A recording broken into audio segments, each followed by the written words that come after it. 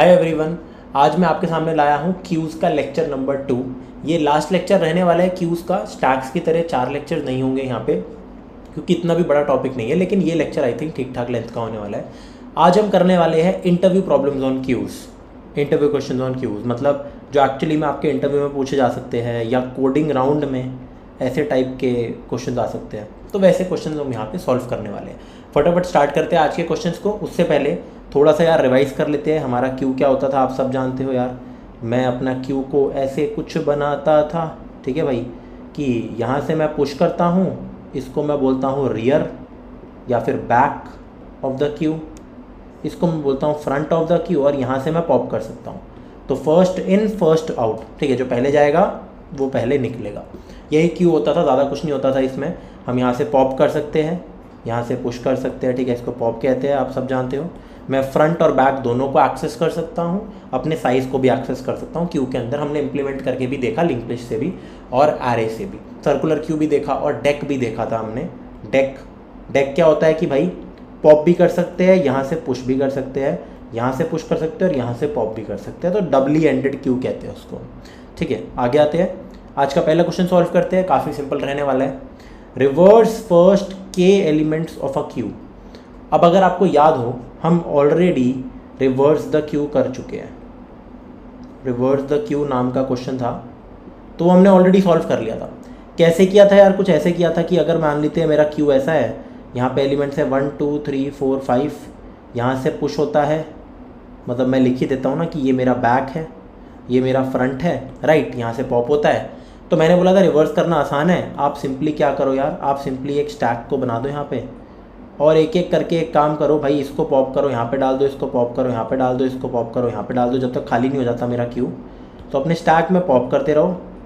फिर स्टैक से हमेशा स्टैक का टॉप को एक्सेस करके इसको उड़ाओ, यहाँ पे इंसर्ट करो, ठीक है, इसको उड़ाओ, यहाँ पे पुश करो, बैक से पुश होता है, पुश करो और पुश करो। तो आप देख सकते हो हमारा जो क्यू है वो पूरा का पूरा रिवर्स हो चुका है, ठीक है। अगर मेरे को सिर्फ स्टार्टिंग के एलिमेंट्स डिलीट करने हैं तो मैं क्या करूँगा? अगेन मेरे को स्टैक का ही इस्तेमाल करना है। तो सबसे पहले वीडियो को पॉज करो और खुद ट्राई करो। बहुत ज़्यादा सिमिलर और इजी क्वेश्चन है, इजी लेवल का ही है, ज़्यादा कुछ है नहीं इसमें। आई होप आपने ट्राई किया होगा। अब मैं आपको बताता हूँ कि करना क्या है। फर्स्ट के एलिमेंट्स का मतलब पता है क्या होता है? फ्रंट से लेकर फर्स्ट के। अब फॉर एग्जाम्पल मेरा जो क्यू है वो कुछ ऐसा है, वापस से बना देते हैं। मेरा क्यू है 1 2 3 4 5 6, ठीक है, और मुझे के यहाँ पे दे रखा है 2। एग्जाम्पल के तौर पे ऑफकोर्स हम के कुछ भी ले सकते हैं, क्यू मेरा और बड़ा हो सकता है। मुझे क्या करना है? स्टार्टिंग के एलिमेंट्स यानी कि 1 और 2, इनको मेरे को रिवर्स करना है। तो बेसिकली मैं चाहता क्या हूँ? मैं चाहता हूँ कि जो मेरा फाइनल आंसर आए, मतलब आंसर एज इन कि मैं क्यू के अंदर ही यहाँ पे चेंज कर दूँ, तो वो कुछ ऐसा सीन हो कि जो बाकी के एलिमेंट्स है वो इसी ऑर्डर में रहने चाहिए, और स्टार्टिंग के एलिमेंट्स यानी कि 2 एलिमेंट्स मैंने रिवर्स कर दिए। क्या ये पॉसिबल है? सोच के देखो, क्योंकि या तो सारे एलिमेंट्स रिवर्स होते हैं, और अगर मैं ऐसा कुछ करना चाहूँ भी, अब ये सोचो कि मैं एक काम करता हूँ, मैं ना एक वाइल लूप लगाता था। एक्चुअली में मैं एक वाइल लूप लगाता था जिसमें मैं पूरे इसको खाली कर देता जब तक क्यू का साइज़ खाली नहीं होता। अब मैं क्या करूँगा? एक फॉर लूप लगाऊंगा और स्टार्टिंग के 2 एलिमेंट्स को ही पॉप करूँगा। मैं थिंकिंग प्रोसेस बता रहा हूँ, रट्टा नहीं मारना यहाँ पे, क्योंकि 2 ही रिवर्स करने हैं। तो एक काम करो, 2 को स्टैक में निकाल लो, कोशिश करो, कुछ हो जाएगा शायद। तो मैंने क्या किया? पहला एलिमेंट पॉप किया, स्टैक में डाल दिया, और एक और एलिमेंट पॉप किया, स्टैक में डाल दिया। एक फॉर लूप लगा दूंगा मैं यहाँ पे, और जो 2 बार चलेगा मेरा। ये तो सिंपल सी बात है। अब कुछ ऐसा सिनेरियो है कि इधर आ रखे ये, ठीक है भाई, ठीक है, स्लाइड नहीं होते, वो पोजीशन है एक तरीके से। एनीवेज, अब पॉइंट बीइंग, अब अगर मैं वापस से इसको यहाँ पे इंसर्ट करूँ, जैसे 2 को और फिर 1 को, तो क्या मेरा काम बन सकता है? सोच के देखो। एक काम करते हैं, 2 को वापस से इंसर्ट कर देते हैं, ठीक है, 1 को भी वापस से यहाँ से निकल के इंसर्ट कर देते हैं। तो यस, आप देख सकते हो 2 और 1 तो जो थे वो हो चुके हैं, बट ये जो 3 4 5 6 है और 3 4 5 6 है, ये बस इधर है और ये इधर है। अच्छा, तो क्या आप ये सोच रहे होगे कि भाई 3 4 5 6 को भी स्टैक में डाल दो? नहीं, गलती मत करना। स्टैक में जब भी मैं किसी एलिमेंट को डालता हूँ और वापस निकालता हूँ तो वो रिवर्स ऑर्डर में आते हैं वापस से। तो अगर मैं यहाँ पे 3 4 5 6 डालूंगा तो वो 6 5 4 3 बन के आएंगे। वो तो मुझे करना ही नहीं है, ठीक है, 3 4 5 6 ही रखना है। तो आई बिलीव ये बहुत ज़्यादा सिंपल क्वेश्चन है एक। अब आप क्या कर सकते हो, 3 को स्टैक से ही मतलब क्यू से ही पॉप किया, स्टोर करा लिया कहीं, क्यू में ही पुश करा दिया। ये टेक्निक मैंने आपको सिखा रखी है, ठीक है। फिर मैं क्या करूँगा, वापस से क्यू में से पॉप करके क्यू में ही पुश बैक कर दिया, क्यू में से पॉप करके क्यू में ही पुश बैक कर दिया, एंड लास्टली क्यू में से पॉप करके क्यू में ही पुश बैक कर दिया। ये देखो बन गया। अब बस ध्यान आपको यहाँ पे क्या रखना है, ये आपके लिए इनफ हिंट थी। ध्यान आपको ये रखना है बैक बैक बैक बैक, जब ये सीन था मेरा, ठीक है। एक बात तो मुझे क्या करनी थी, पहले एक फॉर लूप लगाना है। स्टेप्स क्या थे भाई, सबसे पहले फॉर लूप की मदद से स्टार्टिंग के एलिमेंट्स को पॉप कर दो, के बार चलाओ फॉर लूप्स और पॉप कर दो, and push into stack, and then step number 2 वापस से स्टैक में से पॉप कर दो जब तक स्टैक खाली नहीं हो जाता। स्टैक में से पॉप जब तक मेरा स्टैक खाली नहीं हो जाता, and push to the queue again, push to queue. इससे क्या होगा, जो एलिमेंट मैंने निकाले थे वो रिवर्स ऑर्डर में डलेंगे। अब मुझे क्या करना है, क्योंकि ध्यान रखना स्पेसिफिकली मेरे को इसको पीछे लेके जाना है, इसको पीछे। अब ये कितनी बार ये प्रोसेस करना है, 4 बार। या अगर मैं बोलूँ, अगर ये के एलिमेंट्स थे एंड टोटल जो हमारी क्यू का साइज था आप निकाल के रख लेना, n था मान लीजिए स्टार्टिंग में, तो ये बचे हुए एलिमेंट्स n-k होंगे। तो मैं n-k बार लूप लगा के क्यू में से ही पॉप करा के क्यू में ही पुश कराऊंगा, स्टैक में नहीं। मेरा आंसर रेडी हो जाएगा। आई होप आपको समझ आ गया होगा। चलिए करके दिखाते हैं इस क्वेश्चन को, वेरी वेरी सिंपल। फटाफट अपने विजुअल स्टूडियो कोड के अंदर आते हैं। ये रहा visual studio code and this is the thing. ये देखिए मैंने क्यू वाला फोल्डर बना रखा था, ये रहा, बहुत बढ़िया, ठीक है। एक और फोल्डर बना दे क्यूज़ का, या एक काम करते हैं एक और बना देते हैं, क्यूज़ लेक्चर 2 है ना, कोई दिक्कत नहीं है। क्यूज़ 2 अपने VS कोड में आते हैं यार, एंड क्यूज़ 2 में आते हैं, फाइल बनाते हैं, रिवर्स फर्स्ट के एलिमेंट्स, ठीक है। रिवर्स फर्स्ट सिर्फ के एलिमेंट्स, स्टार्टिंग के फर्स्ट के एलिमेंट्स। आई थिंक आपको होमवर्क में दे रखा होगा लास्ट के एलिमेंट्स, वो भी सिंपल है, बस मैथ्स लगानी है उसमें तो और एक्स्ट्रा .cpp, ठीक है। फटाफट आते हैं और अपना कोड लिखते हैं यार यहाँ पे, ठीक है। हैश इंक्लूड IO स्ट्रीम, ठीक है भाई। फिर ये भी लिख दो यार, हैश इंक्लूड हमारा क्या कहते हैं क्यू, हैश इंक्लूड क्यू। फिर आप एक काम कीजिए, copy paste, hash include stack भी करना है आपको। फिर लिख लो यार यूजिंग नेम स्पेस SDD, ठीक है भाई। फिर लिख दो इंट मेन। फटाफट आते हैं यार, फटाफट, ठीक है। अब यहाँ पे आपको क्या लिखना है, मैंने बोला एक तो बेसिक सा बना देते हैं ना अपना स्टैक, सॉरी क्यू, जिसमें 1 2 3 4 5 6 एलिमेंट्स हो।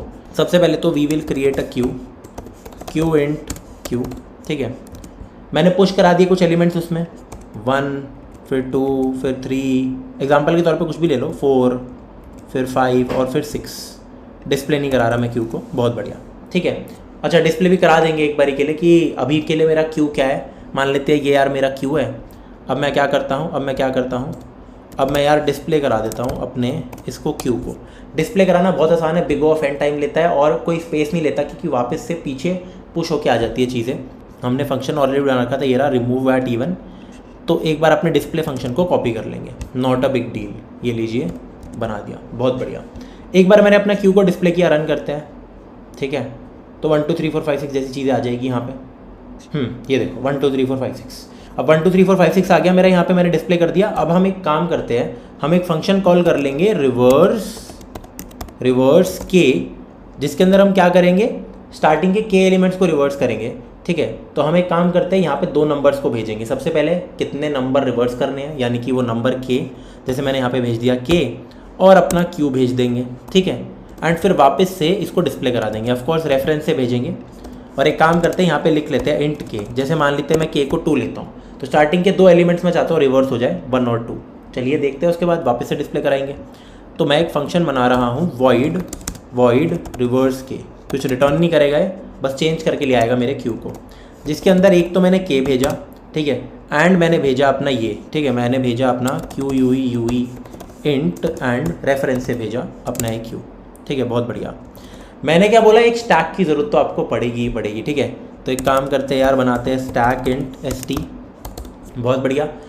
पहला स्टेप नंबर 1 क्या था, स्टार्टिंग के एलिमेंट्स, तो फॉर लूप चलाओ, एक फॉर लूप चलाओ for int i is equal to 0, i less than equal to k, या फिर आप ये भी लिख सकते हो i इज इक्वल टू 1 से k और 0 में सिर्फ लेस देन k होगा, एनीवेज k टाइम्स चलाना है। आपको क्या करना है, एक एक करके एलिमेंट को पहले निकालना है, स्टैक में पुश करना है, या फिर आप सीधा एक काम कर सकते हो, स्टैक में अपने फ्रंट एलिमेंट को, फ्रंट को पुश कर दो और फिर पॉप करा दो उससे, क्यू से। तो आप लिख दो st.push, यहाँ पे लिख सकते हैं हम q.front, ठीक है भाई, बहुत बढ़िया। एंड फिर अपने क्यू से वो एलिमेंट पॉप करा दो, बस देखो हो गया काम। इसका क्या मीनिंग है, इसका मीनिंग है मैंने स्टार्टिंग के एलिमेंट सभी के लिए स्टैक में डाल दिए। अब स्टेप नंबर 2, स्टैक से वापस क्यू के पीछे डाल दो, बैक में। तो जब तक अब स्टैक मेरा खाली नहीं हो जाता, जब तक स्टैक खाली नहीं हो जाता, ठीक है, जब तक ये खाली नहीं हो जाता, तो हम एक काम करेंगे, क्यू में पुश कर देंगे, सॉरी क्यू में यार पुश कर देंगे हम स्टैक का टॉप एलिमेंट, ठीक है, और फिर स्टैक में से पॉप करा देंगे, बस उल्टा वही काम हो रहा है, ठीक है भाई, हो गया। अब मेरे को क्या करना होता था, जो आगे एलिमेंट्स आ जाते हैं मेरे, क्योंकि देखो वो जो 1 और 2 थे वो तो पीछे चले गए, फिर जो 3 4 5 6 है उनको वापस से पीछे लेके जाना है। तो हमें क्या करना है, हमें सबसे पहले तो एक ध्यान देना है, हमने गलती क्या कर दी, क्यू के अंदर से हमने यार एलिमेंट्स को पॉप करा दिया, और चलो फिर पुश भी करा ही दिया, देखा जाए तो हाँ ठीक है, तो क्यू का साइज़ तो बरकरार ही हो गया। तो एक काम करते हैं, यहाँ पे लिख लेते हैं, देखो वापस से क्यू में डाल दिए, तो वापस से उतने एलिमेंट्स आ चुके हैं क्यू में। मैं लिख सकता हूँ int n is equal to queue का साइज़, इसको पहले भी लिख सकते थे। अब मैं क्या कह रहा था, मुझे एक फॉर लूप लगाना तो है, मुझे एक फॉर लूप लगाना तो है, लेकिन वो लगाना है n-k तक का बचे हुए एलिमेंट्स को, और उसको मेरे को स्टैक में नहीं अपने क्यू में ही पुश कराना है उसका फ्रंट, ठीक है, और फिर पॉप करा देना है, दैट इज़ इट। ये कराने के बाद मेरा काम हो जाएगा। चलिए देखते हैं रन करके, ये देखो 1 2 3 4 5 6 2 1 3 4 5 6। अच्छा, अगर मैंने k की जगह यहाँ पे मान लीजिए वैल्यू 3 दे दी, तो 1 2 3 रिवर्स हो जाएगा, देखना 3 2 1 बन गया। अगर मैंने k की जगह यहाँ पे 5 लिख दिया, तो स्टार्टिंग के 5 एलिमेंट रिवर्स हो जाएंगे, 5 4 3 2 1, और 6 मेरा एज इट इज़ है, राइट। आई होप आपको समझ आ गया होगा। आगे बढ़ते हैं फटाफट, अगले क्वेश्चन को सॉल्व करते हैं। एंड ये बहुत ही अच्छा क्वेश्चन है, ये एक अच्छा क्वेश्चन है, और ये बेसिकली यार क्यू की ना पावर को बताता है, क्यू की पावर जो है। अब लीड कोड इसको इजी क्लासीफाई करता है, लीड कोड का 1700, but I think this is a medium question, ठीक है, फॉर एनीवन जो स्टार्ट आउट कर रहा है बिल्कुल क्यूज़ में, तो ये एक ठीक ठाक क्वेश्चन है। एनीवेज मुश्किल नहीं है, आप कर सकते हो, इससे मुश्किल क्वेश्चन हम निपटा चुके हैं आराम से। तो number of students unable to eat lunch, चलिए ठीक है, कैसे करना है इस क्वेश्चन को। सबसे पहले अपने प्लेटफॉर्म के ऊपर आ जाते हैं। ऑलराइट, तो यार लीड कोड के प्लेटफॉर्म पे आ जाते हैं फाइनली, एंड ये है लीड कोड का 1700, तो लीड कोड का एग्जैक्टली 1700। ओके, तो number of students unable to eat lunch, मतलब जो नहीं खा पाए खाना, बट इसमें स्टूडेंट्स ही गलती होगी। अभी क्वेश्चन प्रॉब्लम स्टेटमेंट पे आते हैं फटाफट एक बार। तो स्टूडेंट्स यार हम आ चुके हैं अपने लीड कोड प्लेटफॉर्म के ऊपर, 1700 number of students unable to eat lunch, ठीक है। तो यहाँ पे दे क्या रखा है, मेरे को 2 एरेज दे रखे हैं, अच्छा 2 वेक्टर्स, एक का नाम है स्टूडेंट्स, एक का नाम है सैंडविचेस। इंटरेस्टिंग, चलिए देखते हैं क्वेश्चन क्या कहता है। बहुत बड़ा प्रॉब्लम स्टेटमेंट है यार, और बड़ा एग्जाम्पल भी है, छोटा सा एग्जाम्पल है। चलिए देखते हैं, काफ़ी इंटरेस्टिंग क्वेश्चन है। यहाँ पे लिखा है the school cafeteria offer circular and square sandwiches and the lunch break. तो मतलब 2 अलग अलग शेप के सैंडविच है, एक सर्कल शेप का, एक स्क्वायर शेप का है, ठीक है। Refer to by numbers 0 and 1 respectively. तो बेसिकली क्या है ऐसा, जो ये सैंडविचेज आ रहे हैं ना, यहाँ पे मेरे सैंडविचेज है, जो सर्कल मतलब स्क्वायर सर्कुलर सैंडविच है वो 0 से रिप्रेजेंट हो रखे हैं, और जो स्क्वायर है वो 1 से हो रखे हैं। सारे स्क्वायर एक जैसे, सारे सर्कल एक जैसे, लेकिन स्क्वायर और सर्कल अलग है। मान लीजिए डिफरेंट सैंडविचेज है टोटल, इनका टेस्ट भी अलग है, आप ये समझो। तो ये जो सैंडविच है, इसमें बेसिकली नंबर ऑफ सैंडविचेज है, जहाँ पे भी 0 मार्क्ड होगा इस एरे के अंदर, जैसे यहाँ पे देखिए सैंडविचेज एरे, तो इसका मतलब ये मेरा एक सर्कुलर सैंडविच है, ये स्क्वायर है, ये सर्कुलर, ये स्क्वायर, ऐसे है, ठीक है। फिर क्या दे रखा है, the number of sandwiches in the cafeteria is equal to the number of students, ठीक है, क्योंकि ये चाहते हैं हर एक बच्चे को एक एक सैंडविच मिले, ऐसा स्कूल चाहता है, ठीक है। अब यहाँ पे लिखा है the sandwiches are placed in a stack, ठीक है। तो सैंडविचेज मेरे एक स्टैक में प्लेस हो रखे हैं, हमें इसको स्टैक में डालना नहीं है। एक तरीके से समझो कि सैंडविचेज स्टैक के अंदर है, ठीक है। एंड यहाँ पे लिखा है at each step the if the students at the front of the Q. अब देखो ये स्टैक और क्यू का यहाँ पे मीनिंग क्या है मैं आपको समझाऊंगा, ठीक है। 1 मिनट, बट एक बार प्रॉब्लम स्टेटमेंट समझ लो। Prefers the sandwich on the top, he will take and leave the queue, otherwise they will leave and go to the queue's end. This continues until none of the students want to take the top sandwich are unable to eat. ठीक है, तो फटाफट देखते हैं इसका meaning क्या है। थोड़ा सा इधर आते हैं, ठीक है, यहाँ पे क्या लिखा है, ये तो अच्छा एग्जाम्पल नहीं है, इस एग्जाम्पल की तरफ आते हैं। मैं आपके सामने एक एग्जाम्पल लिखता हूँ, बिना एग्जाम्पल के यार आपको ना ये पल्ले नहीं पड़ने वाली ये चीज़ बिल्कुल भी। बस एक सेकंड रुक जाइए कि मैं कहना क्या चाह रहा हूँ। 1 1 1 0 0 1, ठीक है, और दूसरा वेक्टर क्या दे रखा है, 1 0 0 0 1 1, ठीक है। तो इधर आइए, ये देखो एग्जाम्पल के तौर पे मैं आपको इस क्वेश्चन की प्रॉब्लम स्टेटमेंट समझाता हूँ और मेरे को बताना है कितने ऐसे स्टूडेंट्स हैं जो सैंडविच नहीं खा पाएंगे। अब आप बोलोगे 6 स्टूडेंट्स हैं, 6 सैंडविचेस सब खा सकते हैं एक एक सैंडविच। नहीं, ऐसा बिल्कुल नहीं है। अब सबकी ना प्रेफरेंस है, प्रेफरेंस कैसी है सबकी, थोड़ा सा मैं आपको यहाँ पे समझाता हूँ। देखो ऐसा सीन है, जैसे सबसे पहली बात तो ये क्यू में खड़े हैं बच्चे, तो लाइन यहाँ से स्टार्ट हो रही है, यहाँ तक ख़त्म हो रही है, ठीक है। ऐसा नहीं है कि यहाँ से शुरू हो रही है और ये एंड है, नहीं, ये स्टार्ट है क्यू का, आप ये समझिए दिस इज़ द स्टार्ट। अब टेक्निकली ये एक बारी के लिए मेरे एक वेक्टर्स में है, ये दोनों की चीज़ें मेरी वेक्टर्स में डली हुई है, लेकिन बोला ऐसे जा रहा है कि स्टूडेंट्स खड़े हैं ये और ये लाइन में खड़े हैं। ये बस उनकी इन्फॉर्मेशन है कि अगर वेक्टर में स्टार्ट से लेकर एंड तक बेसिकली इसको एक तरीके से क्यू समझ रहे हैं। और ये सैंडविचेस है जो बेसिकली एक स्टैक में रखे हैं, ऐसे आप इसको ऐसा समझिए कि ये एक स्टैक में रखे हैं सैंडविचेस। एक बार इसको ऐसे बना लीजिए, टेक्निकली समझ लीजिए, ये है नहीं स्टैक में बट ऐसे रखे हैं। ये सबसे ऊपर रखा है, ये उसके नीचे, ये उसके नीचे, उसके नीचे, उसके नीचे, तो ये भी स्टार्ट से लेकर एंड रिप्रेजेंट कर रहा है काइंड ऑफ कि एक स्टैक होगा ये जिसमें ये टॉप है। तो बेसिकली देखो 1 1 0 0 0 1, ठीक है, ये मेरे सैंडविचेस है। अब ये है मेरा क्या कहते हैं square sandwich, circle sandwich, circle circle square square, ठीक है। आप बोलोगे बराबर है, कोई दिक्कत की बात नहीं है। अब यहाँ पे आते हैं, अब आप ये सोच रहे होगे ना यार इसका मीनिंग क्या है, ये बताता हूँ। ये तो स्टूडेंट्स है, स्टूडेंट्स में 1 और 0 का क्या मीनिंग है, सैंडविचेस में तो मुझे पता लग गया। अब अगर मेरा स्टूडेंट कहता है कि 1, इसका मतलब उस स्टूडेंट की प्रेफरेंस है 1, तो वो सिर्फ स्क्वायर सैंडविच खाएगा, वो सर्कल खाएगा ही नहीं। अगर उसको सर्कल अपने सामने दिख जाता है वो पीछे जाके खड़ा हो जाएगा, वेट करेगा जब तक स्क्वायर सैंडविच नहीं आता। तो ये रूल्स है, समझ रहे हो। मान लीजिए, अब देखो मैं आपको समझाता हूँ कि आपको करना क्या है। यहाँ पे इसको भी एक तरीके से हम इमेजिन कर लेते हैं लाइक अ क्यू, फिर बाद में देखेंगे हमें करना क्या है।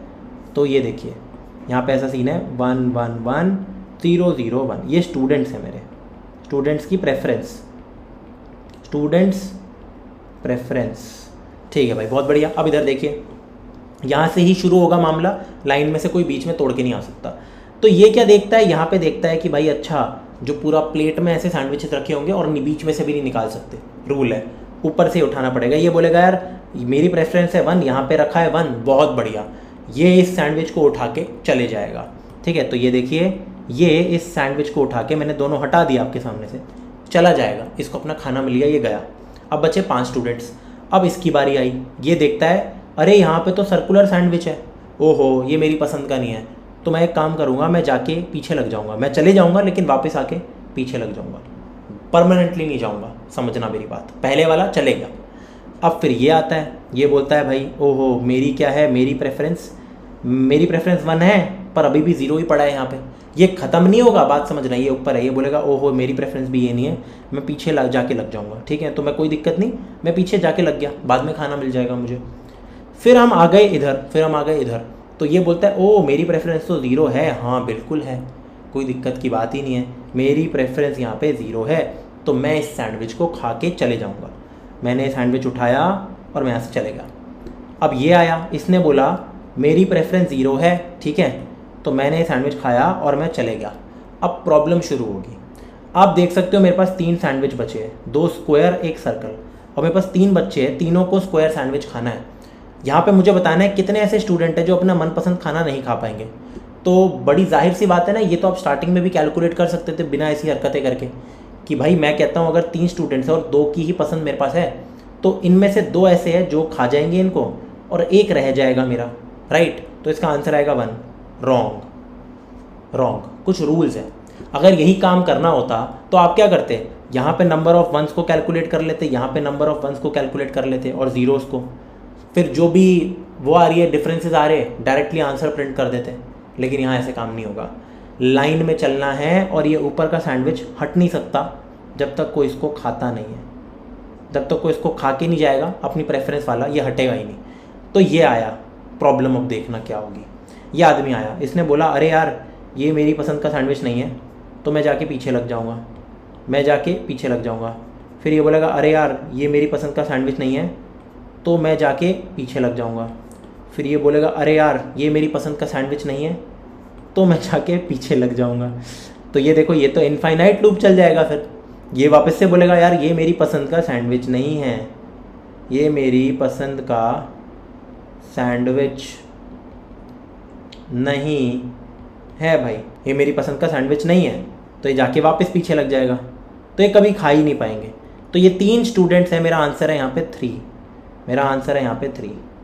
अब आपको डिसाइड करना है कि कैसे। मैंने आपको एल्गोरिदम तो काइंड ऑफ समझा ही दिया। I think this was enough of a hint. आपको इसको एक स्टैक में वो नहीं करना कन्वर्ट, कोई ज़रूरत ही नहीं है। क्यों? क्योंकि वैसे भी मैं ऐसे ऐसे चल रहा हूँ स्टैक में ना, पॉप करने की भी कोई ज़रूरत नहीं है। आप बस इसमें ऐसे ऐसे चलते रहना। पहले मैं इधर आया, जब तक ये ख़त्म नहीं होता तो ये आगे नहीं बढ़ेगा, समझ रहे हो। इस पर एक वेरिएबल रख लेंगे हम आई, या फिर जे रख लेंगे इधर, या जो भी आपकी मर्जी है, एक वेरिएबल रख लेंगे। एंड जब तक ये पूरा फिनिश नहीं होता, जब तक ये मेरा फिनिश नहीं होता, तो ये आगे बढ़ाते रहूँगा। जैसे 1 को अगर ले लिया, टेक अवे कर लिया सैंडविच को, तो ये आगे बढ़ गया, वरना ये उधर ही रहेगा। हाँ ये बात है कि मेरे को ये जो ये है, ये देखो जो ये वाला है मेरा, ये जो है, इसको मेरे को एक क्यू में कन्वर्ट करना पड़ेगा, जैसे कि आप देख चुके होंगे। क्योंकि कई बार मैं पीछे भी जाऊँगा, ठीक है भाई, समझो मेरी बात को। कई बार मैं पीछे भी यहाँ पे जा सकता हूँ, राइट। एक और एग्जाम्पल के तौर पे देखते हैं। एक एग्जाम्पल लेना थोड़ा बेटर रहेगा आपके लिए, ताकि आपको समझ आए, ठीक है। जैसे 1 1 0 0, तो मैं आपके सामने एक एग्जाम्पल लिख लेता हूँ यार, बस 1 सेकंड दे दो मेरे को। 1 1 0 0 एंड दूसरा एग्जाम्पल है 0 1 0 1, ठीक है भाई। तो इधर देखिए, अब इसके अंदर क्या प्रॉब्लम होगी, चलिए वो समझते हैं। ऑफकोर्स इसका मेरे को एक क्यू बनाना ही पड़ेगा, ठीक है, जिसके अंदर मैं क्या करूँगा, एक एक करके स्टार्टिंग से लेकर एंड तक मैं एलिमेंट्स को पुश करा दूंगा, ताकि इस ऑर्डर में आ जाए। इसका मेरे को कोई टैग बनाने की सच अब ज़रूरत नहीं है। आई होप आप समझ पा रहे होंगे। मैं एक काम करता हूँ, सीधा एक आई वेरिएबल यहाँ पे रखता हूँ, ठीक है। तो ये आदमी पहले खड़ा है, इसने बोला क्या ये इसकी पसंद का सैंडविच है, नहीं, तो ये पीछे जाके लग गया। फिर इसने बोला क्या ये इसकी पसंद का सैंडविच है, नहीं, तो ये जाके इसके पीछे लग गया। फिर इसने बोला क्या ये इसकी पसंद का सैंडविच है, हाँ, तो क्यू से इसको परमानेंटली हटा दो, क्योंकि क्यू तो बना ही रहे, ठीक है। तो और ये वाला सैंडविच मेरा लेके चले गया। लेकिन आपको इसको रिमूव करने की कोई ज़रूरत नहीं है। आप बस एक काम करो, आई को आगे ले जाओ। आई अगर आगे आ गया तो इट डिनोट्स कि इससे पिछले वाले जितने भी सैंडविचेज है वो खा चुका हूँ मैं, तो ये मेरा सीन बचा है बस, ठीक है। स्टैक की ज़रूरत नहीं है बनाने की। अब मैं इधर आया यार, इसने बोला यार क्या ये इसकी प्रेफरेंस का सैंडविच है, आई पे आओ 1 पे, नहीं नहीं नहीं नहीं नहीं, और ये खा चुके हैं ऑलरेडी हम, ध्यान देना। तो एक काम किया इसने, बोला मैं पीछे चले जाता हूँ यार, अपनी टर्न का वेट करता हूँ, ठीक है। समझ रहे हो क्यू क्यों काम आ रहा है। जो हमारा क्यू है वो हमें चाहिए ही चाहिए पीछे लगने के लिए, क्योंकि इस वेक्टर में ऐसे बार बार पॉप फ्रंट पुश बैक ऐसी हरकतें नहीं करूँगा ना मैं, क्यू बेटर रहेगा। एनीवेज अब मैं आया यार यहाँ पे 1 पे, तो क्या 1 की प्रेफरेंस 1 है, हाँ बिल्कुल। तो एक काम करो, इसको सैंडविच मिल गया और इसको आगे बढ़ा दो, डिनोटिंग कि यही मेरे सैंडविचेस बचे हैं यहाँ पे। अब मैं देखा यहाँ पे 1 पे, क्या 1 की प्रेफरेंस ये 0 है, नहीं भाई, 1 पीछे लग गया। फिर मैं आ गया 0 पे, क्या 0 की प्रेफरेंस 0 है, हाँ बिल्कुल, इसको उड़ा दो, ठीक है। और अपने आई को यार आगे ले जाओ। आप क्यू का इंपॉर्टेंस समझ रहे होंगे। फिर मैंने देखा 1 की प्रेफरेंस 1 है, बिल्कुल है, तो 1 को उड़ा दो और अपने आई को यहाँ ले जाओ। कभी भी ऐसा होता है कि या तो क्यू का साइज़ मेरा एम्प्टी हो गया, ठीक है, या फिर मेरा आई यहाँ तक आ गया, यानी कि एन तक मैं साइज़ ले लूँगा, दोनों का सेम ही है, ठीक है। तो ये मैं कह सकता हूँ, सिंपली बहुत ही आराम से ये बात कही जा सकती है कि हाँ मेरा काम हो गया। अब जब मेरा आई मान लीजिए यहाँ तक आ चुका है, ठीक है, और यहाँ पे अगर कुछ एलिमेंट्स बचते अभी भी, वैसे तो ये कभी आता ही नहीं आगे, ठीक है, इस केस में तो 0 हो गया मेरा आंसर। लेकिन अब जैसे मैं जानता हूँ कि यहाँ पे मेरा आंसर 3 है, तो आंसर क्या होगा, क्यू का बचा हुआ साइज। लेकिन वो कंडीशन ख़त्म तो कभी होगी ही नहीं, क्योंकि मैं कहे जा रहा था ये बार बार इसको देखेगा, ये इसकी पसंद का नहीं है, पीछे लगते रहेगा। लेकिन ये मुझे कब तक चलाना पड़ेगा, थोड़ा स्मार्टली खेलेंगे हम यहाँ पे, थोड़ा स्मार्टली यहाँ पे खेलेंगे हम क्या देखेंगे, इस इनफाइनाइट पुशिंग और पॉपिंग से, पॉप करके पुश, पॉप करके पुश, पॉप करके पुश, इस इनफाइनाइट पॉपिंग और पुशिंग से, पॉपिंग एंड यहाँ पे पुशिंग, ठीक है। इन दोनों ही चीज़ों से हम कैसे बचेंगे इसके ऊपर हम थोड़ा सा ध्यान देते हैं। हम ना कुछ मिनिमम नंबर ऑफ ऑपरेशंस हमें डिफाइन करने पड़ेंगे, यहाँ पे थोड़ा सा ना हमें दिमाग लगाना पड़ेगा। तो यार हम यहाँ पे क्या देखेंगे, हमें क्योंकि बस ये देखना था कि यार ये ना मल्टीपल टाइम्स बार बार अपने आप को पॉप करके पुश ना करता रहे, ठीक है। तो मैं एक काम करूँगा, जब भी मैं ऐसी चीज़ कर रहा था ना कि जैसे इधर है, मान लेते हैं स्टार्टिंग से मेरे ये 3 बच गए थे मान ले, और ये इधर आ गया, फिर इसने देखा कि यार ये तो इसके बराबर नहीं है, तो मैं कहता था यार इसको पीछे पॉप कर दो, लेकिन वो बार बार पॉप होते रहेंगे ना। वो बचने के लिए जब भी मैं ऐसे पहले पॉप करके पीछे पुश नहीं करता ना, अगर पहले पॉप करके पीछे अगर मैं पुश कर रहा हूँ ना कभी भी, तो मैं ना एक कंडीशन लगा दूंगा, मैं एक वेरिएबल रख लूँगा काउंट नाम से, जो मैं बढ़ाते रहूँगा ईच टाइम जब भी मैं किसी नंबर को यहाँ पे पॉप करके पुश कर रहा हूँ। लेकिन वो कंटिन्यूअस पॉपिंग एंड पुशिंग वाला काउंट होगा, ठीक है। जैसे ही मैं मान लेते हैं कि ये 0 होता, फॉर एग्जांपल मैंने इस 1 को देखा 1 0 के बराबर नहीं है, तो 1 हट के यहाँ आ गया, पर मैंने देखा 0 0 के बराबर है। जब ये बराबर वाली सिचुएशन आ जाती है ना, जब ये हट जाता है पूरा एक तरीके से, तो मैं काउंट को वापस से 0 बना दूंगा। फिर मैं हर समय ये देखूंगा कभी भी ऐसा हो रहा है जैसे ये पीछे लगा, ये पीछे लगा, ये पीछे लगा, कि जो मेरा काउंट है वही मेरे क्यू के साइज़ के बराबर हो गया। इसका मतलब मैं रेपिटेशन करे जा रहा हूँ, जो क्यू का साइज़ है वो कम तो हो नहीं रहा, ठीक है। इनमें से एक भी एलिमेंट ऐसा नहीं है जिसने इस स्टैक के टॉप पे एलिमेंट पे या फिर जो भी जहाँ पे भी मैं हूँ उसको ये एक्सेस कर पाए, ठीक है। तो हम एक काउंट वेरिएबल रखेंगे, दैट्स इट। अब फटाफट यार इसका कोड करते हैं, ठीक है। तो इधर आ जाते हैं अपने लीड कोड के प्लेटफॉर्म पे। सबसे पहले तो हम एक क्यू बना लेते हैं, तो क्यू इंट क्यू, ठीक है। और एक काम करते हैं, अपने पूरा जो ये स्टूडेंट्स वाला एरे है, ठीक है, इस पूरे को हमें इस क्यू में डालना है, सैंडविचेस वाले को नहीं, स्टूडेंट्स की प्रेफरेंसेस को। तो एक काम करो, सिंपल यहाँ पे लिख दो for int I is equal to 0, I less than, एक एन बना लेते हैं यार, int N is equal to, and इसका नाम चलो स्टूडेंट्स ही रख देते हैं, कोई दिक्कत नहीं है। स्टूडेंट्स डॉट साइज, सैंडविचेस का नाम भी हम लंच रख देते हैं ना, छोटा रहेगा, सैंडविच बड़ा सा नाम था, या चलो सैंडविचेस ही कर देते हैं, कोई दिक्कत नहीं है। आई लेस देन एन, आई प्लस प्लस कर दो, एंड एक एक करके हमें बस क्यू के अंदर यार पुश करना है अपने क्या कहते हैं स्टूडेंट्स ऑफ आई को, ठीक है, सिंपल। तो सबसे पहले मैंने क्यू के अंदर सारे एलिमेंट्स डाल दिए। अब मुझे क्या करना है, मुझे एक तो एक वेरिएबल रखना है, जो मैं आई वेरिएबल नहीं रख रहा था, जो मैं यहाँ पे ये आई वेरिएबल नहीं रख रहा था, जो यहाँ से लेकर यहाँ तक जा रहा था, वो रखना है। लेकिन फॉर लूप नहीं चलाऊँगा मैं, फॉर लूप नहीं चलाऊँगा, क्योंकि ये आई यहाँ तक की कंडीशन लगाने की मेरे को ज़रूरत नहीं है।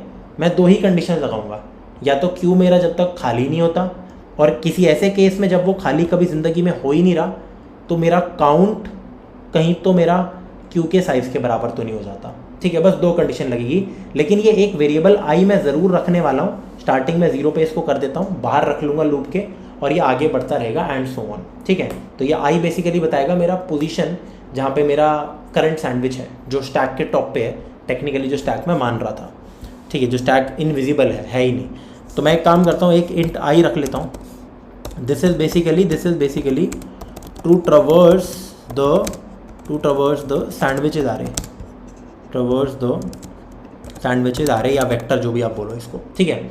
फिर मैं एक कंडीशन लगाता हूँ। कंडीशन क्या है, जब तक एक तो जो क्यू का साइज़ है वो अगर 0 हो गया तो मेरा लूप टूट जाएगा, एंड साथ ही में एक तो क्यू का साइज़ भी ज़्यादा होना चाहिए, साथ ही साथ एक वेरिएबल में रखूँगा काउंट। यहाँ पे उसको भी ऐसे ही बना देते हैं, एक बार 0 से इनिशियलाइज कर देते हैं, ठीक है भाई। एंड जो मेरा काउंट है, अगर काउंट मेरा बराबर नहीं होना चाहिए किसके, क्यू के साइज़ के, जो भी उस समय क्यू का साइज़ होगा। इस चीज़ का मीनिंग समझना प्लीज़, मैं इसको ड्राई रन भी करके दिखा दूंगा। काउंट मेरा कभी भी क्यू के साइज़ के बराबर नहीं होना चाहिए यहाँ पे, ठीक है। अगर ये इसके बराबर हो गया तो भी लूप टूट जाएगा, और अगर क्यू एम्प्टी हो गया तो भी लूप टूट जाएगा। ये तब होगा जब बार बार रेपिटेशन हो रही होगी ना। तो मैं यहाँ पे यार 2 चीज़ें देखूंगा। देखो, अगर तो ऐसा है कि जो क्यू के मेरे फ्रंट पे एलिमेंट पड़ा है, अगर वो बराबर है इसके, जो हमारे सैंडविच इसके आई के बराबर है, यहाँ पे ट्रवर्स कर रहा हूँ ना, तो इसके आई के बराबर है। अगर ऐसा है ना, तो बस क्यू में से पॉप कर दो एलिमेंट हमेशा के लिए, वापस पुश करने की ज़रूरत नहीं है, और आई को आगे बढ़ा दो, ठीक है भाई। और एल्स का मतलब कि वो एलिमेंट जो स्टूडेंट की प्रेफरेंस है वो वाली सैंडविच नहीं है, तो स्टूडेंट जाके पीछे लग जाता है। तो ठीक है, हम वो काम तो करेंगे, हम क्यू के अंदर पुश ज़रूर करा देंगे। ये देखो, क्यू के अंदर पुश करा देंगे क्यू का फ्रंट, ठीक है, क्योंकि इसने सैंडविच तो उठाया नहीं तो आई प्लस प्लस तो होगा नहीं। फिर हम क्यू को पॉप भी कर देंगे, ठीक है भाई, ये भी चलेगा, लेकिन साथ साथ मैं अपने काउंट को प्लस प्लस भी कर दूंगा। अब एक और चीज़, जब मैं एनकाउंटर करता हूँ अपनी पसंद को, स्टूडेंट की प्रेफरेंस मेरे सैंडविच के बराबर होती है, तो मैं एक और काम करूँगा, काउंट को वापस से 0 बना दूंगा। This is very important, this is very important and this is also very important. ये 2 स्टेप्स, इसकी वजह से मेरा इनफाइनाइट लूप कभी नहीं चलेगा। समझाऊंगा मैं आपको। एट दी एंड आप क्या कर सकते हो, रिटर्न क्यू डॉट साइज कर सकते हो हमेशा, ठीक है, हमेशा मेरा आंसर दे देगा ये। एक बार इसको रन करके देखते हैं और मैं आपको समझाता हूँ ये कर क्या रहा है ये लूप। यहाँ तक तो समझ आ गया होगा। ये देखो, ये तो कुछ भी नहीं है, मैंने बस लूप को भरा और ये आई ट्रवर्स करने के लिए पॉइंट आ जाता है पूरा। ये सबमिट करते हैं एक बार यार, देखते हैं कोई छोटी मोटी मिस्टेक, ठीक है, तो नहीं भाई, बढ़िया है, पूरा एक्सेप्ट हो गया और मज़ा आ रहा है। अब एक काम करते हैं, इस कोड का मैं ड्राई रन ज़रूर करूँगा आपके सामने उसी एग्जाम्पल के साथ, ठीक है। और क्यों मेरा काउंट इंपॉर्टेंट है, क्योंकि काउंट अगर कभी ना हो ना तो ये लूप तो टूटेगा ही नहीं। लूप टूटने की ये दोनों कंडीशन है। अगर सिर्फ मैं क्यू का साइज़ लेता तो लूप टूटता ही नहीं, ठीक है। इनफैक्ट अगर मैं ऐसा कुछ ले लेता कि भाई मेरा जो जितनी बार मेरा लूप चल रहा है सिर्फ एरे जितने टाइम्स लूप चलाओ तो भी मेरा काम नहीं बनता है, ठीक है, उससे भी काम नहीं बनेगा।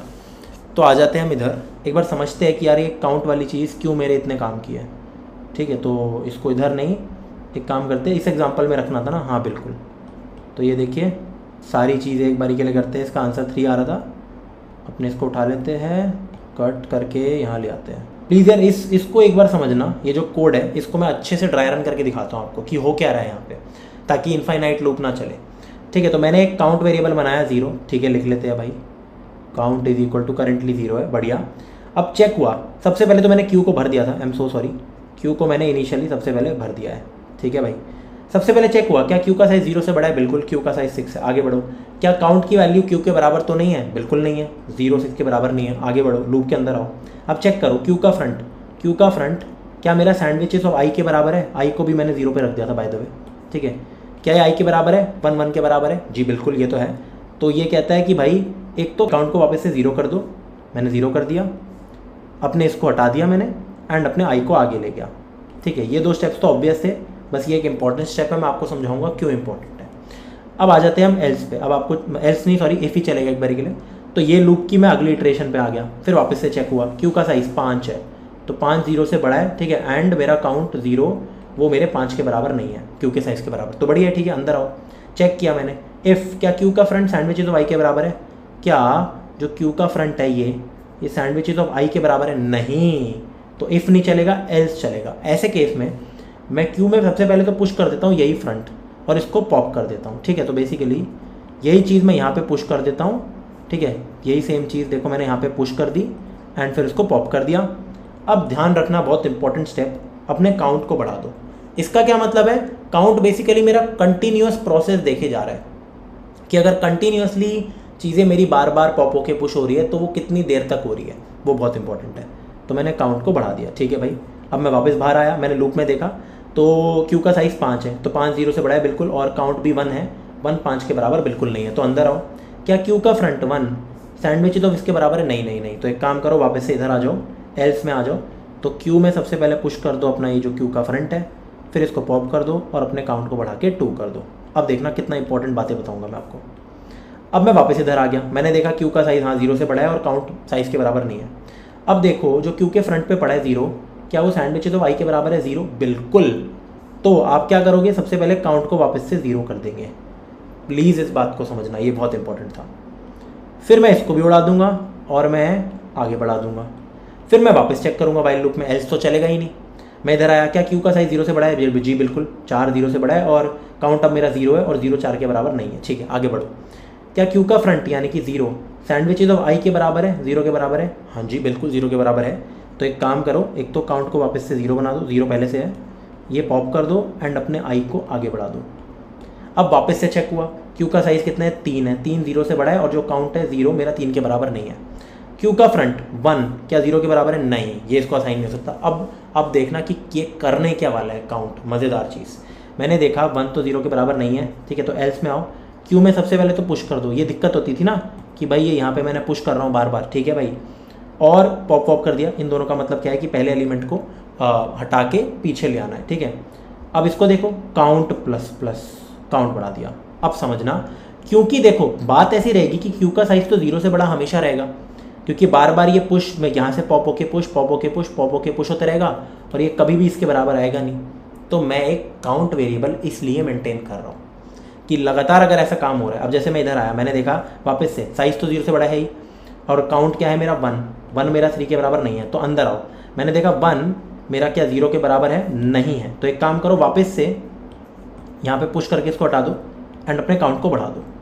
अब वापस चेक किया, 3 मेरा 0 से बड़ा है, काउंट 2 हो गया, 2 3 के बराबर अभी भी नहीं है, तो कोई दिक्कत नहीं।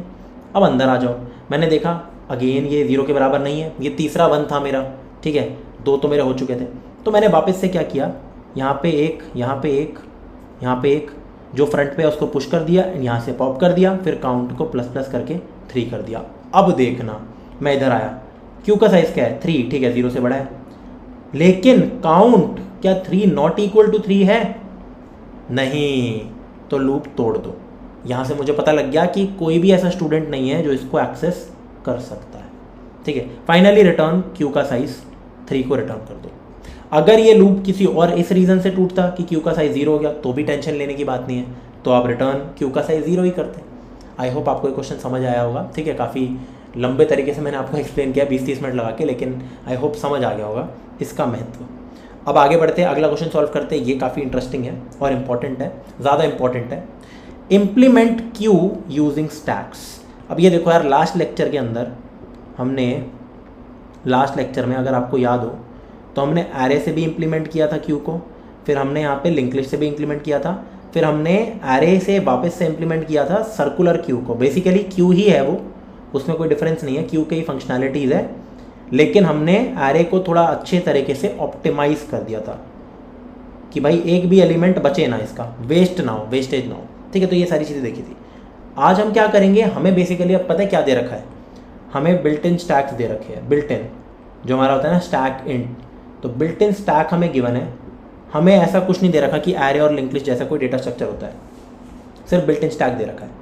अब मेरे को इसकी मदद से स्टैक के 3 ऑपरेशंस होते हैं सिर्फ, पुश, पॉप, टॉप, और ये अनलिमिटेड एलिमेंट्स को स्टोर करा के रख सकता है, ठीक है, और साइज भी होता है ऑफकोर्स, एम्प्टी भी होता है। मुझे इससे एक क्यू को बनाना है, क्लास क्यू बनानी है, ताकि अगर मैं फिर क्यू की तरह चीज़ें करूँ कि क्यू को पुश करूँ तो पीछे से पुश हो, पॉप करूँ तो आगे से चीज़ पॉप हो। तो कैसे करेंगे इसको यार, ये तो काफ़ी दिखने में आपको लग रहा होगा कि मुश्किल है, कैसे होगा, चलिए करके देखते हैं। इंटरेस्टिंग चीज़ है बहुत, ठीक है। सबसे पहले तो यार यहाँ पे एक हिंट क्या है, हिंट कुछ नहीं है, यहाँ पे लिखा है यूजिंग स्टैक्स। तो यार 2 स्टैक्स की मदद लगेगी हमें, ठीक है भाई, इट इज़ इम्पॉर्टेंट, एक स्टैक से होगा ही नहीं। और ऐसा इसलिए है क्योंकि एक स्टैक अपने आप को प्रिंट भी नहीं करा सकता, भूल गए, डिस्प्ले स्टैक के लिए एक और स्टैक या फिर डेटा स्ट्रक्चर चाहिए होता है। स्टैक इतना गंदा होता है, लेकिन हाँ मतलब चीज़ अच्छी होती है, क्वेश्चन सॉल्व इतने सारे होते हैं उससे, लेकिन एक स्टैक से कभी कुछ नहीं होता। तो we have to use 2 stacks. 2 stack से हम क्यू को इम्प्लीमेंट करेंगे, लेकिन प्रॉब्लम क्या आएगी, क्यू के 3 जो फंक्शंस होते हैं हमारे, पॉप हो गया, जैसे मान लो यहाँ पे पुश हो गया, 2 ही मेन चीज़ें है यार, पॉप और पुश है। फिर अगर मैं फ्रंट और बैक की बात करूँ तो वो तो बेसिकली यार अलग बातें हो गई मेरी, ठीक है। फ्रंट तो बेसिकली वो बात हो गई कि पॉप वाला एलिमेंट, तो जो इसकी टाइम कॉम्प्लेक्सिटी है वही इसकी होती है।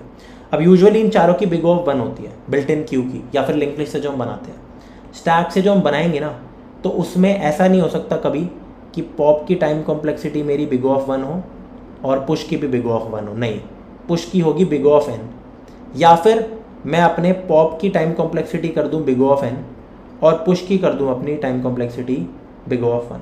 अगर मैं 2 स्टैक्स की मदद से, इनफैक्ट 2 स्टैक्स भी अगर ले रहा हूँ, उसकी मदद से अगर मैं क्यू बनाना चाह रहा हूँ, तो कहीं ना कहीं मुझे कॉम्प्रोमाइज़ करना पड़ेगा, लेकिन क्वेश्चन रन हो जाएगा, ठीक है। 2 अप्रोचेज है, तो सबसे पहले अप्रोच देखते हैं अपनी कि करना क्या है, कैसे करना है, ठीक है। क्या पता आप पहली बार ऐसी कोई चीज़ कर रहे होगी, अजीब सी लग रही है। तो देखो, इम्प्लीमेंट क्यू यूजिंग स्टैक्स का ये मतलब है कि हमें दिखाना ऐसे है कि हम क्यू में काम कर रहे हैं, लेकिन इंटरनली स्टैक्स में काम हो रहा है, वही जैसे हमने उसको लिंक लिस्ट से बनाया था, ठीक है, या एरे से बनाया था। तो मैं एक काम कर सकता हूँ, मैं एक स्टैक बना दूंगा, ठीक है। मेरे को जैसे क्यू बनाना है तो ऑफकोर्स मैं एक स्टैक बनाऊंगा। अब क्यू के फंक्शंस क्या होते हैं, पुश, ठीक है, और क्या होते हैं हमारे, पॉप होते हैं। एक बार के लिए यही समझो, और बाकी चलो देख लेते हैं। एक हमारा होता है, क्या कहते हैं, फ्रंट होता है और बैक भी होता है। एक बार लीड कोड पे आते हैं और देखते हैं कि उनको कौन से फंक्शंस की ज़रूरत है, क्योंकि स्टैक्स में दोनों एक्सेस करने में बड़ा पंगा होता है, आप सब जानते हो। वैसे तो काम हो जाएगा लेकिन फिर भी लीड कोड 232, लीड कोड 232, ठीक है। इम्प्लीमेंट क्यू यूजिंग स्टैक्स, इसलिए स्टैक्स लिखा, स्टैक नहीं लिखा, ठीक है। ये देखो, implement a first in first out FIFO queue using only 2 stacks, तो 2 की ज़रूरत है हमें।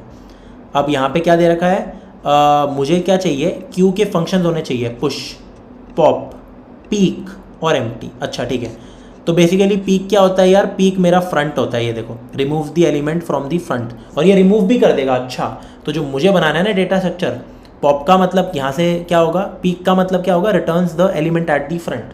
ऑफकोर्स पॉप का मतलब क्या होता है, पॉप का मतलब होता है remove the element from the front, ये तो हमें पता ही था, लेकिन इसमें हमें वो रिटर्न भी करना है।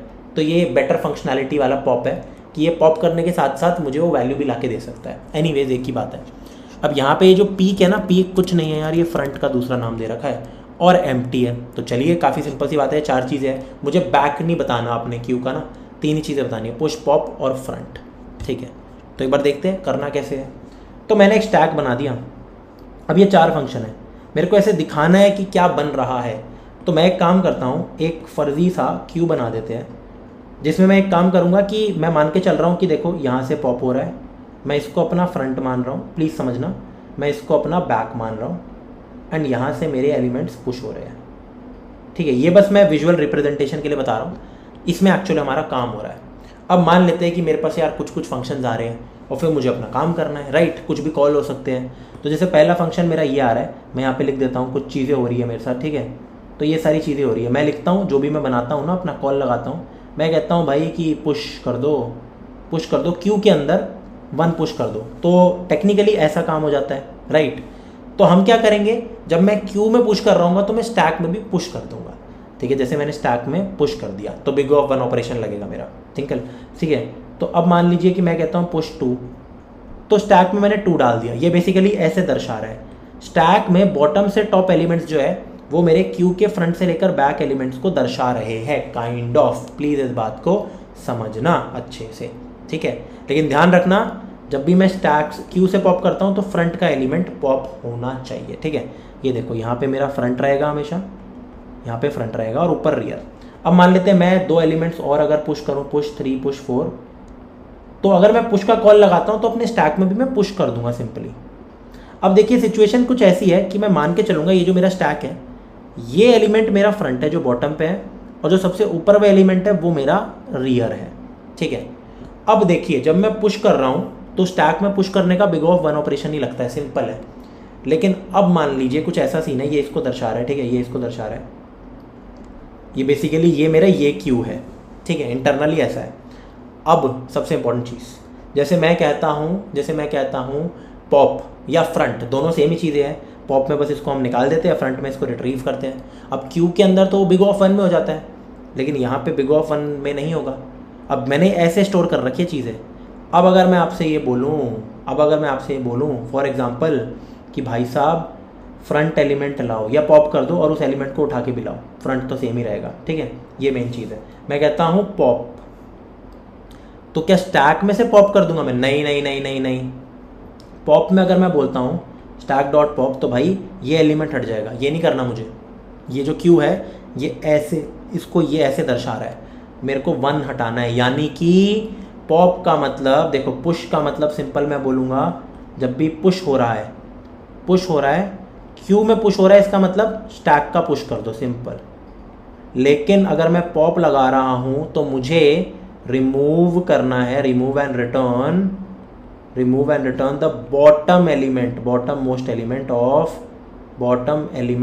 Of stack. भाई साहब बॉटम एलिमेंट को कैसे रिमूव करते हैं? रिमूव फ्रॉम बॉटम नाम का हमने फंक्शन पढ़ रखा है पहले से, पुश एट बॉटम नाम का भी फंक्शन पढ़ रखा है, दोनों काम आएंगे, बाद में दूसरा काम आएगा। लेकिन अभी के लिए हमें क्या करना है, इसको रिमूव करना है 1 को। तो कैसे करेंगे? दूसरे स्टैक का इस्तेमाल करेंगे। तो हम हमेशा एक हेल्पर स्टैक को रखेंगे, ठीक है। ये हमारा मेन स्टैक रहेगा, मेन स्टैक जो कि मेरे क्यू को होल्ड करके रखेगा प्लेस में। फिर एक मेरा हेल्पर स्टैक होगा। अब जैसे ले आते हैं यहाँ पे अपना हेल्पर स्टैक, इधर बना लेते हैं थोड़ा सा ना, ये देखिए, इसको मैं इधर लिख देता हूँ अपने फंक्शंस को, ग्रीन से बना रहा हूँ मैं अपना हेल्पर स्टैक। तो जैसे ही कभी भी मैं कहता हूँ ना मैं पॉप कर रहा हूँ, तो मैं सिंपल क्या करूँगा, जब तक ये जो पूरा स्टैक है, जब तक ये पूरा स्टैक है, क्योंकि एक ही एलिमेंट पॉप करना होगा, ये पूरा खाली नहीं हो जाता, तो इसको इसमें डालते रहो, अपने इस हेल्पर स्टैक में डालते रहो। ये एस टी है, ये हेल्पर है, तो इसको पूरा का पूरा एम्प्टी कर दो। अभी टेंशन मत लेना, वापस आएंगे हम यहाँ पे। पूरा एम्प्टी कर दिया हमने। अब हमें क्या करना था, पॉप और रिटर्न करना था। तो बेसिकली अब जो हेल्पर के टॉप पे पड़ा है, यही मेरा वो फ्रंट एलिमेंट है एक बारी के लिए।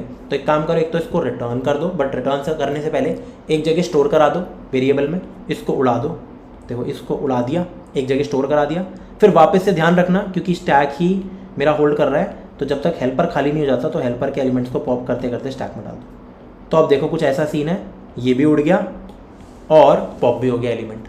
लेकिन आपने देखा होगा पॉप करने के लिए, क्योंकि स्टैक के बॉटम से मेरे को एलिमेंट रिमूव करना है, तो ये big of N time complexity और big of n space complexity भी लेगा। ऑल्दो अगर आपको बोल रखा है कि 2 स्टैक से आप कर रहे हो तो कोई एक्स्ट्रा स्पेस नहीं लेगा इन दोनों के अलावा, ठीक है। लेकिन ये डेफिनेटली ले रहा है एक्स्ट्रा स्पेस, ठीक है, और टाइम ले रहा है, ये गंदी बात है। पुश में कोई दिक्कत नहीं है, बिग ऑफ 1 है सब कुछ, कोई प्रॉब्लम है ही नहीं। और अगर मैं बोलूँ फ्रंट, तो वो भी बिल्कुल सेम है। फ्रंट में बस आपको क्या करना है, इसको पूरे को स्टैक को यहाँ पे खाली करना है, ऊपर के एलिमेंट को सीधा रिटर्न कर दो। रिटर्न करने से पहले स्टोर करा लो कहीं, फिर इसको वापस इसमें खाली बैक कर दो बिना उड़ाए, बस सिंपल। आई होप आपको समझ आ रहा होगा मैं कहना क्या चाह रहा हूँ। तो फटाफट इसको कोड करते हैं, कोई बड़ी चीज़ नहीं है, ठीक है। मैं बेसिकली कहता क्या हूँ, यहाँ पे आ जाओ, मैं बना लूँगा एक अपना स्टैक एंड एस टी, ठीक है, सिंपल। और एक बना लूँगा मैं अपना स्टैक एंड हेल्पर। 2 स्टैक्स मैंने बना दिए, ठीक है। इंट वाले ही है ना, हाँ इंट वाले ही है, ज़्यादा कुछ है ही नहीं इसमें, राइट। और एम्प्टी भी बड़ा सिंपल है यार, अगर स्टैक का साइज़ एम्प्टी होगा, सिंपल मैं एक काम कर सकता हूँ, एम्प्टी में इफ़ जो स्टैक का जो साइज़ है वो 0 के बराबर है तो आप रिटर्न कर दो ट्रू भाई, क्योंकि स्टैक ही मेरा होल्ड कर रहा है, एल्स रिटर्न कर दो फॉल्स। तो सबसे सिंपल तो ये था। अब पुश भी सबसे सिंपल है, पुश करते समय मेरे को कुछ नहीं करना, मैं बस लिखूंगा अपने स्टैक में पुश करा दूंगा, ठीक है। कंस्ट्रक्टर में हमें आज सच कुछ भी नहीं लिखना, क्योंकि कोई भी चीज़ हम इनिशियलाइज नहीं कर रहे हैं आज सच, ठीक है, खाली स्टैक से। इसको एम्प्टी छोड़ सकते हो आप, कोई दिक्कत नहीं है। स्टैक में यही वैल्यू को पुश कर दो। तो ये बेसिकली मेरा ले रहा है अभी के लिए बिग ओ ऑफ, ये ले रहा है मेरा बिग ऑफ 1 टाइम कॉम्प्लेक्सिटी, ठीक है। अब पॉप और पीक की बात करते हैं। पॉप करते हैं, पीक भी अपने आप हो जाएगा। तो पॉप करना बहुत आसान है आपको बेसिकली, क्योंकि मैंने दिखाया स्टैक को मैं ऐसे होल्ड कर रहा हूँ बॉटम टू टॉप, जैसे क्यू का फ्रंट से बैक हो। तो मुझे फ्रंट एलिमेंट को निकालना होता है हमेशा, क्यू का मतलब यही होता है, पॉप फ्रंट होता है मेरा हमेशा। तो इसका रिमूव एट बॉटम करना है अभी के लिए मुझे। बेसिकली ये समझिए, यहाँ पे I have to do what कि रिमूव एट बॉटम। तो आई थिंक बहुत आसान है स्टैक का रिमूव एट बॉटम करना। हेल्पर स्टैक की मदद से हम ये काम कर सकते हैं। सबसे पहले पूरे स्टैक को खाली करके हेल्पर में डाल दो। तो वाइल जब तक मेरे स्टैक का साइज़ 0 से ज़्यादा ना हो, बड़ा ना हो, ठीक है, जब तक ये ना हो, तो एक काम करो, अपने हेल्पर में पुश कराते रहो। तो हेल्पर डॉट पुश अपना स्टैक का जो टॉप मोस्ट एलिमेंट है, टॉप इस्तेमाल करते हैं हम, राइट, और फिर स्टैक से उड़ाते भी रहो साथ साथ। जैसे ये काम हो जाए, अब आपको क्या करना था, रिमूव एट बॉटम। तो जो इस स्टैक के बॉटम में होगा वो हेल्पर के टॉप पे होगा, तो उसको रिमूव कर दो। लेकिन उससे पहले, क्योंकि देखो मेरे को रिटर्न भी करना है वो एलिमेंट, तो मैं एक जगह स्टोर करा के रख लूँगा। Int X is equal to helper का, अब वो टॉप बन चुका है, जो ये बॉटम था ना एक्चुअली में स्टैक का बॉटम जो था, जो मुझे चाहिए। अब एक काम करो, हेल्पर से सबसे पहले तो एक बार पॉप कर दो, ठीक है, हेल्पर डॉट पॉप, यानी कि ऊपर वाला एलिमेंट हमेशा के लिए हटा दो। मैं स्टोर करके रख लिया क्योंकि हटाना था मेरे को। अब हेल्पर को खाली करके वापस से स्टैक में डाल दो। तो एक काम करो, इसको कोड को कॉपी पेस्ट करो, लेकिन मुझे क्या करना है, बस हेल्पर को खाली करके स्टैक में डाल दो। तो यहाँ पे मैं लिख दूंगा स्टैक डॉट पुश हेल्पर का टॉप, और फिर हेल्पर को मैं यहाँ पे पॉप करा दूंगा। उल्टा काम हो रहा है, देखो, जब तक स्टैक का साइज 0 से बड़ा नहीं है, हेल्पर में स्टैक के एलिमेंट्स को डालते रहो, स्टैक को उड़ाते रहो, फिर बाद में हेल्पर को खाली कराऊँ मैं किसमें, स्टैक के अंदर डालते जा रहा हूँ। Simple, that's it. And last में रिटर्न कर दो अपने इस एक्स को, क्योंकि इसको मैंने रिमूव तो कर दिया अपने स्टैक में से, अपने क्यू में से, बनाए हुए क्यू में से, लेकिन मुझे रिटर्न भी करना था। अब देखो सेम काम मेरा पीक में होगा, कॉपी पेस्ट करो यार, पीक में बिल्कुल सेम काम रहने वाला है। एक तो आप जानते हो ये big of N time complexity में रहने वाला है मेरा काम। पीक में सेम कॉपी पेस्ट करो, लेकिन मुझे रिमूव एट बॉटम नहीं करना, मेरे को क्या करना है, मुझे रिट्रीव एट बॉटम, ठीक है भाई, कि मेरे को एलिमेंट चाहिए, मेरे को एलिमेंट चाहिए बस बॉटम का, दैट्स इट। उसको उड़ाना नहीं है। तो उसके लिए भी इस पूरे स्टैक को खाली किया, और एक काम मैंने क्या किया, इस चीज़ को सिंपल इसको स्टोर करके रखा। क्यों? सीधा रिटर्न नहीं करना मेरे को हेल्पर का टॉप, क्योंकि अपने स्टैक में मेरे को क्यू को मेंटेन करके रखना है एसटी वाले स्टैक में। तो मैंने हेल्पर के टॉप को निकाल लिया, बस इसको नहीं लिखना आपको, हटाओ, आपको बस हटाना नहीं है, पॉप नहीं करना, दैट इज़ इट। फिर आपको रिटर्न एक्स करना है। तो एक छोटी सी एक लाइन का फ़र्क था, बस एक बार रन करके देखते हैं कोड को, ठीक है। और ये जो पीक है ये भी बिग ऑफ एन ले रहा है मेरा, एक बार यहाँ पे लिख भी देते हैं, ठीक है। ये मेरा ले रहा है यहाँ पे यार big of N time complexity, submit करते हैं। पॉप भी बिग ऑफ एन ले रहा है, पुश मेरा बिग ऑफ वन ले रहा है, तो ये देखो एक्सेप्टेड। तो इसको हम बोलते हैं पुश एफिशिएंट अप्रोच, कि भाई पुश मेरा जीरो बिग ऑफ वन में हो, दोनों एफिशिएंट कभी नहीं हो सकते। अब हम इसका दूसरा मेथड सॉल्व करते हैं, ये आपको होमवर्क में दे उसको, ठीक है। ये मैंने क्या किया था, दिस वॉज पुश एफिशिएंट, ठीक है, अप्रोच। अब मैं पॉप एफिशिएंट अप्रोच करूंगा, कि मतलब पॉप में अब जो इसका सेकंड अप्रोच होने वाला है, इसी को कॉपी पेस्ट करते हैं, ये लो भाई। अब मैं करने वाला हूँ यार यहाँ पे पॉप एफिशिएंट, पॉप एंड एक और दूसरी चीज़ भी, पॉप एंड बेसिकली जो मेरा वो था पीक मतलब फ्रंट, ये दोनों के दोनों मेरे एफिशिएंट अप्रोच रहेगी, ठीक है। इसमें जो ये है मेरा पॉप है, इसमें मेरी बेसिकली लगने वाली है big of one time complexity, right. लेकिन यहाँ पे पुश में बिग ऑफ एन लगेगा। तो मुझे बस उल्टा सोचना है कि अपने स्टैक में मैं एलिमेंट्स जो डाल रहा हूँ, जिस ऑर्डर में डाल रहा हूँ, मुझे ये सोचना है कि वो कैसे डल रहे हैं, समझ रहे हो, कि वो कैसे डल रहे हैं, मुझे ये सोचना है। तो अब मैं पता है क्या करूँगा, बहुत इंपॉर्टेंट, स्टैक में पुश करते समय मैं पुश एट बॉटम करूँगा हमेशा, समझ रहे हो मैं क्या बोल रहा हूँ। बस रिमूव एट बॉटम का उल्टा करना है। जैसे ये देखिए, अगर मुझे कुछ ऐसा क्यू मेंटेन करना है, ये देखो क्यू ऐसा होता है मेरा, ठीक है, और यहाँ से मैं पॉप करता हूँ, अगर ये मेरा फ्रंट है, ये मेरा बैक है, यहाँ से मैं पुश करता हूँ एलिमेंट्स को। अब देखना मैं कैसे मेंटेन करूँगा, एक तो मैं स्टैक लूँगा और एक ऑब्वियसली अपना हेल्पर स्टैक लेंगे, ठीक है। ये स्टैक है और ये मेरा हेल्पर स्टैक है, इसकी तो जरूरत पड़ेगी एनीवेज काम करने के लिए, लेकिन ये होगा जो मेरा मेंटेन करेगा फ्रंट से बैक। लेकिन अब इस स्टैक में मैं फ्रंट से लेकर बैक ऐसे एलिमेंट्स नहीं डालूंगा, मैं हमेशा ये चीज़ मेंटेन करूँगा कि फ्रंट मेरा ऊपर रहे और बैक नीचे रहे। लेकिन ये करेंगे कैसे यार, ये तो दिक्कत की बात है। नहीं, अब मान लीजिए मेरे पास ये ऑपरेशन आ रहे हैं, मैं बोलता हूँ पुश 1, पुश 2, पुश 3, ये देखिए, और फिर मान लीजिए मैं कहता हूँ पॉप, फिर मैं वापस से कहता हूँ पुश 4। तो मैं आपको समझाता हूँ ये सब करने कैसे है। अब जब भी मैं पुश बोलूँगा तो मैं स्टैक में सीधा पुश नहीं करूँगा, मैं पुश एट बॉटम करूँगा। जैसे आया पुश 1, तो अगर स्टैक खाली है तो यार हाँ ठीक है, फिर तो पुश ही कर दूंगा। फिर मैंने देखा पुश 2, तो मैं 2 को यहाँ पे नहीं लाऊंगा, नहीं, बिल्कुल नहीं, मैं 2 को बॉटम पे लाऊंगा। एंड किसी भी एलिमेंट को बॉटम पे लाने के लिए हम ऑलरेडी पढ़ चुके हैं स्टैक्स में ये काम, कि भाई एक काम करो, पहले स्टैक को यहाँ पे खाली कर दो जो भी बचा हुआ है, फिर अपने 2 को यहाँ पे ले आओ जब ये स्टैक खाली है, फिर वापस से हेल्पर को ये बना दो। तो समझो कुछ ऐसा सीन हो रहा है, ठीक है। क्यू मेरा ऐसा बन रहा है मान लीजिए, तो ये देखो, ये मेरा फ्रंट है और ये बैक है, ऐसे मेंटेन करना है। यहाँ पे ये था rear, basically back front, and यहाँ पे है फ्रंट बैक। अब वापस देखिए, मैं कहता हूँ पुश 3, तो 3 यहाँ पे नहीं डालना, पुश 3 का मतलब पुश एट बॉटम कर दूंगा मैं स्टैक का। एक और फंक्शन बना लेंगे, सिंपल काम है, ठीक है, पुश एट बॉटम, या इनफैक्ट फंक्शन क्यों बनाए, वहीं कर लेंगे काम, push at bottom. Push at bottom के लिए सबसे पहले इसको पूरा खाली करो हेल्पर में। जब ये पूरा खाली हो जाए तो यहाँ पे जो भी एलिमेंट है उसको डाल दो, फिर वापस से हेल्पर को पूरा खाली करके इसके ऊपर ले आओ, ठीक है। एंड ऑफ कोर्स वापस से आप देख सकते हो, this is the front to back that we wanted. ये देखो, फ्रंट से बैक, फ्रंट से बैक। अब जैसे ही मैं करता हूँ पॉप, तो ये बिग ऑफ 1 उसमें हो जाएगा ऑपरेशन में, सिर्फ बिग ऑफ 1 में। इनफैक्ट अगर मैं करता हूँ पीक, तो मेरे को यही तो चाहिए एलिमेंट, तो अगर मैं पीक करूँगा तो स्टैक का टॉप कर दो, स्टैक का टॉप रिटर्न कर दो, दैट्स इट। और अगर मेरे को पॉप करना है तो बस स्टैक में से पॉप कर दो, दैट्स इट। तो बस स्टैक में से पॉप कर दो, आपको बाकी कुछ सोचना ही नहीं है। कितना ज़्यादा सिंपल क्वेश्चन नहीं हो गया है, ठीक है। तो चलिए यार इसको सॉल्व करके देखते हैं। बस उल्टा है ये बेसिकली, ठीक है। यहाँ पे हमारी पुश वाली चीज़ गंदी है।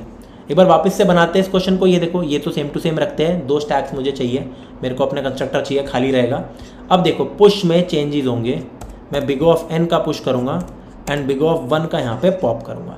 तो पुश में बेसिकली हमेशा मुझे करना क्या होगा, मुझे करना होगा push at bottom, push at bottom, क्योंकि मैं अपने स्टैक को कुछ वैसा बना रहा हूँ। तो पुश एट बॉटम ये देखो ऐसे करते हैं। एक तो सबसे पहले इफ़ अगर देखो स्टैक मेरा खाली है, इफ़ स्टैक का साइज़ जो है वो यार मेरा एम्प्टी है यहाँ पे, ठीक है, तो एक काम करो आप सीधा स्टैक का पुश एक्स कर दो और एक और चीज़ करो इनफैक्ट, ठीक है, फिर तो सीधा डाल दो और रिटर्न भी कर दो, ख़त्म करो इस क्वेश्चन को, ठीक है, मतलब फंक्शन ख़त्म करो क्योंकि जीरो स्टैक का साइज़ खाली था। एल्स में, लेकिन एल्स में हम क्या करेंगे, अगर स्टैक का साइज़ खाली ना हो तो पुश एट बॉटम करेंगे। पुश एट बॉटम कैसे करते हैं, सबसे पहले तो अपने स्टैक को खाली कर दो, हेल्पर में डाल दो।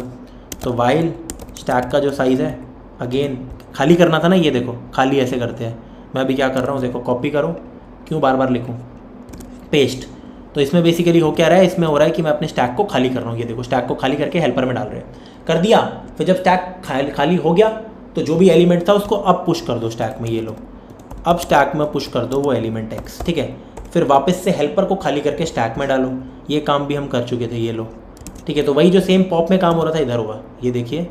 तो हेल्पर को खाली करके मैंने अपने स्टैक के अंदर डाल दिया, दैट इज़ इट। फिर ख़त्म करो अपने कोड को, और कुछ नहीं करना, मुझे कुछ और रिटर्न करना भी नहीं है। बहुत ही बेहतरीन। अब देखते हैं पॉप, सबसे आसान। पॉप में कुछ करना ही नहीं है आपको, ये लो, इस सब की ज़रूरत ही नहीं है आपको, ठीक है। आप बस लिखोगे हाँ आपको स्टोर करा के रखना है एक वेरिएबल, क्यों, क्योंकि उसको आपको रिटर्न करना है। तो index is equal to stack का टॉप ले लो आप, ठीक है। फिर क्या करो, स्टैक में से उड़ा दो बस, तो मेरा पॉप हो जाएगा क्यू में से भी, और रिटर्न एक्स कर दो, ये that's it, that is it. And अगर आपको पीक करना है तो इससे आसान तो कोई काम ही नहीं है। अगेन फ्रंट चाहिए, ये भी बिग ऑफ 1 में हो जाएगा। आप बस ये लिख दो डायरेक्टली, रिटर्न स्टैक का टॉप, दैट इज़ इट। अब आप ये सोच रहे हो कि ना ये बेटर है क्योंकि इसमें दो ऐसे ऑपरेशन है जो बिग ऑफ 1 में हो रहे हैं, कह सकते हो, लेकिन मेनली दो ऑपरेशन हमारे पुश और पॉप होते हैं, क्योंकि पॉप में भी मैं रिटर्न तो कर ही रहा हूँ, ठीक है। तो इसको हम कहते हैं पॉप एफिशिएंट अप्रोच। एम्प्टी वही सेम रहेगा। एक बार रन करते हैं इसको, देखते हैं कोई छोटी मोटी गलती है या नहीं है, ठीक है। कोई गलती नहीं है, सबमिट करते हैं। देखो यहाँ पे पुश मेरा बड़ा फंक्शन बन गया, ठीक है, क्योंकि पुश एट बॉटम हो रहा है, वहाँ पे रिमूव एट बॉटम हो रहा था, ठीक है। बहुत बढ़िया, आगे बढ़ते हैं। आई होप आपको ये क्वेश्चन समझ आ गया होगा। ये इंटरव्यूज़ में पूछा जा सकता है, बिल्कुल पूछा जा सकता है, एक फेमस चीज़ है। ईजी क्लासीफाई करता है लीड कोड इसको, क्योंकि ईजी है, आपने नोटिस किया होगा, क्या बड़ी बात है। पुश एट बॉटम और रिमूव एट बॉटम तो हम बहुत पहले पढ़ चुके हैं, तो कुछ नया तो हमने किया ही नहीं यहाँ पे। एनीवेज हम आगे बढ़ते हैं और अब हम एक नया कॉन्सेप्ट सीखते हैं। तो अब सॉल्व करते हैं अपना नया question, first negative in each window of size के, ठीक है। तो ये बेसिकली क्या कहता है, यहाँ पे प्रॉब्लम स्टेटमेंट में बताता हूँ, लीड कोड का क्वेश्चन नहीं है। आपको एक एरे या फिर वेक्टर दे रखा होगा कुछ ऐसा, उसका कुछ साइज होगा मेरा n, और आपको एक k भी दे रखा होगा। अब माइंड यू स्लाइडिंग विंडो जो हमने पढ़ रखी है टेक्निक, प्लीज़ आई होप आपने वो पढ़ रखी हो, तो ज़्यादा आराम से समझ आएगा, वरना भी आ जाएगा समझ, लेकिन थोड़ी सी प्रॉब्लम हो सकती है, थोड़ी सी। तो यहाँ पे देखिए एरे मेरे को दे रखा है, फॉर एग्जांपल मेरा एरे कुछ ऐसा है, 0 -1 -2 फिर 3 4 फिर -5 6 4 7 -8, यस, मैं कोई भी नंबर ले रहा हूँ। तो बेसिकली मेरे को ना यार यहाँ पे एक एरे दे रखा होगा, ठीक है, जिसमें पॉजिटिव और नेगेटिव नंबर्स हो सकते हैं, सॉर्टेड अनसॉर्टेड हो सकते हैं, कोई फ़र्क नहीं पड़ता। मुझे बस बताना है कि मान लीजिए मेरे को एक विंडो दे रखी है k = 3 साइज़ की, फॉर एग्जांपल कुछ भी हो सकता है। ऑफकोर्स पूरे एरे का साइज़ अगर n है तो n से तो छोटी विंडो होगी, मैक्सिमम इसके बराबर होगी। मुझे एक विंडो दे रखी है, मुझे क्या करना है, हर विंडो, जैसे मेरी सारी विंडोज़ ये है, ये मेरी फर्स्ट विंडो है, देखो मैं ऐसे समझाता हूँ आपको। तो this is your first window, right. फिर this is your second window, this is your third window, ये फोर्थ विंडो, ये फिफ्थ, ये सिक्स्थ, ये सेवन्थ, ये एट्थ, स्लाइड करते जा रही है। और टोटल नंबर ऑफ एलिमेंट्स मेरे कितने हैं ऐसे में यार, देखो एक टोटल नंबर ऑफ एलिमेंट 1 2 3 4 5 6 7 8 9 10, ठीक है। ऐसे में एक डायरेक्ट फॉर्मूला होता है। फॉर्मूला क्या, बेसिक सी बात है, अगर नंबर ऑफ एलिमेंट्स n है, विंडो का साइज़ 3 है, ठीक है, k है या फिर, तो नंबर ऑफ विंडोज़ मेरी सिंपल सी आ जाती है, नंबर ऑफ विंडोज़। इसमें ज़्यादा आपकी मेहनत लगेगी भी नहीं, क्योंकि एक बात बताओ, मेरी विंडो 0 से शुरू हो सकती है, 1 से -1 से हो सकती है, इससे 2 से 3 से 4 से -5 से 6 से फिर 4 से, क्या कभी 7 से मेरी विंडो स्टार्ट हो सकती है? नहीं। -8 से हो सकती है? नहीं। तो लास्ट के बचे हुए k-1 एलिमेंट से मेरी विंडो स्टार्ट नहीं हो सकती।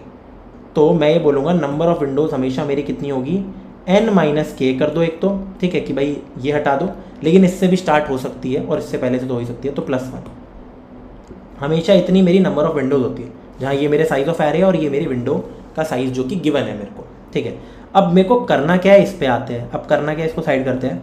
मुझे बेसिकली हर विंडो का फर्स्ट नेगेटिव चाहिए। जैसे इसका सबसे पहला नेगेटिव नंबर -1 है और फिर उसको आंसर वेक्टर में स्टोर कराना है या फिर कहीं पे भी, तो मैं यहाँ पे लिखूंगा -1, पहली विंडो का मैक्सिमम। फिर अपनी विंडो को आगे खिसकाओ, इस विंडो में ढूंढो सबसे पहले नेगेटिव मेरा -1 आ रहा है, यहाँ पे लिख दो -1। फिर अपनी विंडो को आगे खिसकाओ, यहाँ पे -2 मेरा सबसे पहला नेगेटिव आ रहा है, उसको देखो। फिर अपनी विंडो को खिसकाओ, यहाँ पे पहला नेगेटिव मेरा -5 आ रहा है, तो यहाँ पे लिख दो -5। फिर अपनी विंडो को आगे खिसकाओ, यहाँ पे भी पहला नेगेटिव मेरा -5 है, तो लिख दो -5। फिर अपनी विंडो को आगे खिसकाओ, इसमें भी मेरा पहला नेगेटिव -5 ही है जो सबसे पहले आ रहा है, बड़े से कोई फ़र्क नहीं पड़ता। फिर मैं इधर आ गया 6 4 7।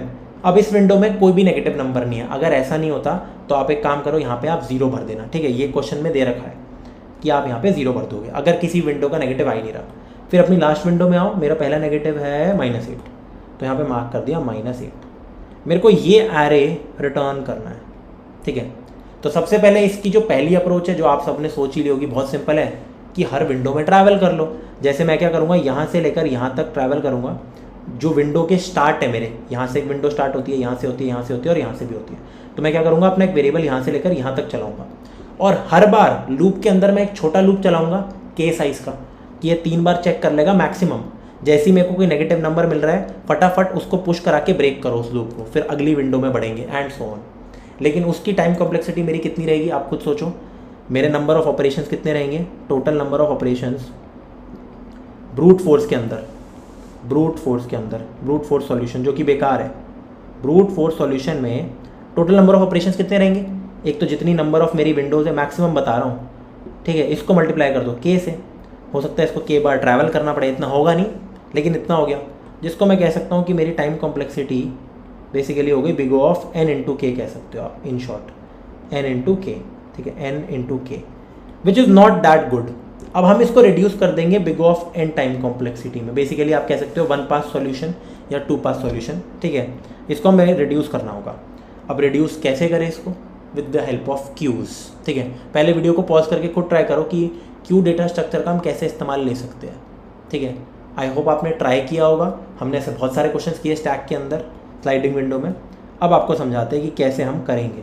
अपने इस एरे को उठा लेते हैं और इसी के अंदर करके दिखाता हूँ मैं कि कैसे हम कर सकते हैं, और बार बार मुझे चेक नहीं करना पड़ेगा, ठीक है, क्योंकि हर बार अलग आंसर आ सकता है ना। जैसे ये विंडो हो गई यार मेरी, ठीक है, ये विंडो हो गई, ठीक है, तो इसमें पहले में ही मेरे को मिल गया एकदम से आंसर। लेकिन ये विंडो, अगर मेरी पहली विंडो जो है, इसका जो मेरा जैसे फर्स्ट नेगेटिव है वो मेरे को -1 ही मिल गया, राइट। पर मेरे को हर विंडो में चेक करना पड़ रहा है। जैसे इस विंडो का फर्स्ट नेगेटिव मेरा -1 है, लेकिन इस विंडो का भी फर्स्ट नेगेटिव मेरा -1 ही है, ये देखो -1 तो वो रिपीट हो रही है ये चीज़। अगर आपको थोड़ा सा याद हो, मैंने ना स्लाइडिंग विंडो मैक्सिमम बताया था अभी स्टैक्स 4 में, तो वो भी काइंड ऑफ ऐसा टाइप का ही मेरा क्वेश्चन था, काइंड ऑफ, जिसमें मेरे को कुछ रिपीटेड चीज़ें आ रही थी। तो क्या हम यहाँ पे स्टैक्स का इस्तेमाल करेंगे, नहीं, क्यूज़ का करेंगे। अब देखो हम करेंगे कैसे, ताकि चीज़ें रिपीट ना हो, ताकि ये ना हो कि मेरे को बार बार सारी विंडोज़ में जाना पड़े, बार बार कोई ज़रूरत नहीं है क्योंकि वो करने की। तो यहाँ पे मैं सिंपल एक काम करूँगा। सबसे पहले मैं एक सिंपल सा काम करूँगा कि मैं अपने जितने भी नेगेटिव नंबर्स हैं उनको मैं डाल दूँगा अपने क्यू के अंदर, ठीक है। जितने भी नेगेटिव नंबर्स हैं उन सबको मैं अपने क्यू में डाल दूँगा, क्योंकि फर्स्ट इन फर्स्ट आउट होता है, उसको इस्तेमाल भी करना है मेरे को। अब देखना करना क्या है। इनफैक्ट उन सबको अभी तो नंबर डालूंगा, नंबर के इंडेक्स डालने, तो मैं एक क्यू बना दूंगा और अपना एक आंसर तो बनाना है, आंसर वेक्टर बनाएंगे हम, जिसमें पुश करते रहेंगे। तो मैं क्या करूँगा, मैं पूरे एरे में एक बार ट्रैवल करना पड़ेगा पूरा का पूरा, और मैंने देखा -1 है, ठीक है, डाल दिया, पुश किया, ये मेरा फ्रंट है, ये मेरा बैक है, तो -1 आ गया, फिर -2 डाल दिया, फिर मैंने -5 डाल दिया, फिर मैंने -8 डाल दिया। तो ये सारे मैंने यहाँ पे एलिमेंट्स को पुश करा दिया। अब देखना मुझे क्या करना है। अब मैं अपना आंसर वेक्टर ऐसे चुटकियों में बना दूंगा। ये देखिए, मैं इधर आया, 0 पे आया, ऑफ कोर्स पहली विंडो तो देखनी ही पड़ेगी। यहाँ पे पता है मुझे करना क्या है, यहाँ पे ना मैं इस -1 के, यहाँ पे एक तो इंडेक्स भी हमारा चल रहा है, 0 इंडेक्स है, ठीक है। मेरे को करना क्या है, मुझे ये करना है, यहाँ पे मेरा आई है 0 1 2 3 4 5 6 7 8 9, इतने इंडेक्स है। मैं यहाँ पे पता है ये नहीं डालूंगा सिर्फ ये एलिमेंट्स, बेसिकली मैं यहाँ पे इनका इंडेक्स डालूंगा क्यू के अंदर, क्योंकि उससे मैं रिट्रीव कर सकता हूँ। मैं आपको समझाता हूँ मैं क्या कह रहा हूँ। ये एलिमेंट्स नहीं डालने, सीधा इंडेक्स ही डाल देते हैं। तो -1 जैसे ही मैंने इनकाउंटर किया था ना, तो इसका इंडेक्स डाल दिया, इसका भी इंडेक्स डाल दिया, इसका भी इंडेक्स डाल दिया, और -8 का भी इंडेक्स डाल दिया। ठीक है, तो ये सारे इंडेक्सेस हैं। अब देखना करना क्या है, मैं यहाँ पे ट्रैवल करूँगा 0 पे। मैं अभी के लिए 0 पे हूँ। मेरा आई क्या है, मेरा आई है यहाँ पे 0 पे। ये एक वेरिएबल चलेगा, ऑफकोर्स यहाँ तक चलेगा, लूप लगाऊंगा मैं एक। आई मेरा 0 पे है और 0 से लेकर यहाँ तक जाएगा 7 तक, n-k+1 तक, उतना तो चलेगा। आई अगर मेरा 0 पे है तो मैं ये कहता हूँ कि भाई साहब एक चीज़ चेक करो, अपने क्यू में आओ, क्यू का फ्रंट चेक करो। क्या है क्यू का फ्रंट? क्यू का फ्रंट है 1 इंडेक्स। अब एक बार चेक करो कि जिस विंडो के स्टार्ट पे मैं खड़ा हूँ, इस पूरी विंडो के अंदर क्या 1 आ सकता है? मैं बोलूँगा हाँ। कैसे चेक कर सकते हैं? ऐसे चेक कर सकते हैं कि ऑब्वियसली ये नंबर मेरा i+k होगा, ये नंबर मेरा i+k होगा, क्योंकि k साइज़ की अगर विंडो है तो ये i है, तो ये i+k होगा। तो मुझे बस ये चेक करना है कि ये जो q के फ्रंट पे पड़ा है, अगर ये मेरा एक तो इस i से बड़ा हो, ठीक है, एक तो इस i से बड़ा होना चाहिए, बड़ा या बराबर, और ये i+k से मेरा छोटा नंबर है, इसका मतलब ये इस विंडो में लाई कर रहा है, और यही इसका फर्स्ट नेगेटिव होगा। ये नहीं होगा कभी, क्योंकि q है, q में फर्स्ट देखा जाता है, तो यही इसका फर्स्ट वो मिल जाएगा मेरे को नेगेटिव। तो ठीक है, मैंने चेक किया कि हाँ ये जो 1 है ये मेरा इस 0 और 2 इसके बीच में आता है इस विंडो में, तो मैंने आंसर में पुशबैक कर दिया 1 नहीं ARR(1). तो ARR(1) था -1, ध्यान देना।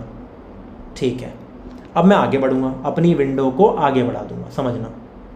बेसिकली आई को आगे बढ़ाया, ये तो बढ़ते ही रहेगा उसके हिसाब से ही। अब मैं वापस चेक करूंगा यार, क्या क्यू के फ्रंट पे, अभी मैं कुछ हटाऊंगा नहीं, प्लीज़ ध्यान देना, इसको मैंने पॉप नहीं किया है कुछ। अब मैं वापस चेक करूंगा यार, इसका फर्स्ट नेगेटिव निकालने के लिए मैं क्यू में चेक करूंगा। चेक करो क्यू, क्योंकि क्यू में सारे नेगेटिव एलिमेंट्स पड़े हैं, उनके इंडेक्सेस। मैंने देखा 1, क्या 1 मेरा 1 से लेकर 3 में लाई कर रहा है? अभी बिल्कुल कर रहा है। तो भाई इस विंडो का फर्स्ट नेगेटिव यही है, ARR(1) डाल दो। अब आगे बढ़ो, अब वापस से चेक करो कि भाई ये जो 1 है क्या ये 2 से लेकर 4 के बीच में लाई करता है? नहीं। तो जब नहीं करता ना, तब तक मैं वाइल लूप लगा के पॉप करता रहूँगा, जैसे मैंने पॉप कर दिया।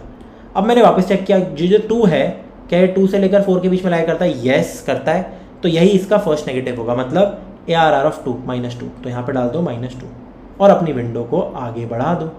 सिंपल, विंडो को आगे बढ़ा दिया। अब वापस से देखो, ये जो 2 है क्या ये इस विंडो में लाई करता है? 3 से लेकर 5 नहीं करता, तो पॉप करते रहो जब तक चीज़ें लाई नहीं करती, जैसे मैंने पॉप कर दिया। ठीक है, अभी अच्छे से आपको समझाऊंगा कि हो क्या रहा है। और फिर इसको देखो, अब चेक करो, ये जो 5 है क्या ये 3 से लेकर 5 के बीच में लाई करता है? बिल्कुल करता है, तो यही इसका फर्स्ट नेगेटिव होगा, मतलब ARR(5) डाल दिया। अब आगे कर दो, अगली विंडो पे आओ। मैं अगली विंडो पे आ गया। अगेन मैंने यहाँ पे चेक किया, 5 क्या 4 से लेकर 6 के बीच में लाई करता है? जी बिल्कुल कर रहा है, जी बिल्कुल कर रहा है। तो एक काम करो, इस विंडो में भी वेक्टर में पुशबैक करा दो, यही ARR(5). अपनी विंडो को आगे बढ़ाओ। अभी तक पॉप नहीं करूँगा मैं 5 को, मैं इधर आ गया। क्या 5 से 7 के बीच में क्यू का फ्रंट लाई करता है? जी बिल्कुल करता है, तो इसका फर्स्ट नेगेटिव भी -5 ही है। ठीक है, फिर आगे बढ़ जाओ यार, फिर आगे बढ़ जाओ। अब चेक करो कि जो क्यू का फ्रंट है क्या ये मेरे इस विंडो में लाई करता है 6 से 8 तक? नहीं, तो पॉप कराते रहो जब तक चीज़ें लाई नहीं करती। तो मैंने यहाँ पे पॉप करा दिया, और लाई भी नहीं, पॉप तब तक कराना है सिर्फ जब तक ये जो एलिमेंट है ना मेरा, ठीक है, जो इंडेक्स है बेसिकली, वो इस आई से अगर छोटा है तो इस इंडेक्स को पॉप करा दो। पहली चीज़ तो ये करते रहो। अब मैंने 9 चेक किया, क्या 9 6 से छोटा है? नहीं, तो मैं पॉप नहीं कराऊंगा। फिर चेक करो, क्या 9 6 से 8 के बीच में लाई करता है? ठीक है, या फिर मैं सिंपल कह सकता हूँ i-k या उससे बराबर या बड़ा तो नहीं है, इस विंडो के बाहर है आई। ठीक है, तो अगर ऐसी चीज़ आ जाती है कि ये इस विंडो के बाहर है, दो चीज़ें आती है, या तो विंडो से पहले हो, या विंडो के अंदर हो, या विंडो के बाहर हो। अगर विंडो के बाहर है तो इसका मतलब इसमें कोई नेगेटिव नंबर नहीं है, मैं यहाँ पे 0 मार्क कर दूंगा। फिर मैं अपनी विंडो को आगे बढ़ाऊंगा। अब मैं चेक करूँगा कि 9 इस विंडो में है, जी बिल्कुल है, तो इस विंडो का फर्स्ट नेगेटिव मेरा -8 हो गया। फिर ऑफकोर्स मेरा आई जैसे ही आगे बढ़ा तो मैं देख सकता हूँ जैसे ही मेरा i+k इनफैक्ट n के बराबर हो जाता है ना, तो मैं अपना लूप तोड़ सकता हूँ, ये कंडीशन लगा सकता हूँ, सिंपल। एंड फिर अपने इस आंसर को यहाँ पे मैं रिटर्न करा दूंगा, रिटर्न या प्रिंट जो भी बोलो। फटाफट इसका कोड लिखते हैं, आई होप आपको समझ आया होगा। एक बार कोड करके दिखा देता हूँ। तो VS कोड में आना पड़ेगा इसके लिए, तो यार फुल फॉर्म में आ जाते हैं अपने VS कोड के अंदर। एंड इसका नाम क्या है? First negative. Very important concept यार, अगला क्वेश्चन ऐसा ही होने वाला है कुछ। तो .cpp first negative basically in window of के साइज। ठीक है भाई, CPP बन गया। अब एक काम करते हैं, कुछ चीज़ों को कॉपी पेस्ट कर देते हैं यार, जो हमें चाहिए होगा। ये देखो, हमें क्यू चाहिए, हमें स्टैक नहीं चाहिए। ठीक है, हमें डिस्प्ले फंक्शन तो नहीं चाहिए मेरे को वेक्टर को डिस्प्ले कराना होगा हर समय, तो रिवर्स के कुछ नहीं चाहिए ऐसा मेरे को। ठीक है, तो फटाफट एक काम करते हैं जिससे मेरा फर्स्ट नेगेटिव वाली चीज़ बन जाएगी, मेन फंक्शन में ही कर लेंगे। ठीक है, तो मैं क्या कहता हूँ, मान लीजिए मेरे पास एक एरे है और एक बार कंफर्म करता हूँ बस कि ये देखो -1 -1 -2 -5 -5 ये देखो सेम टू सेम मतलब सही है ऑफकोर्स।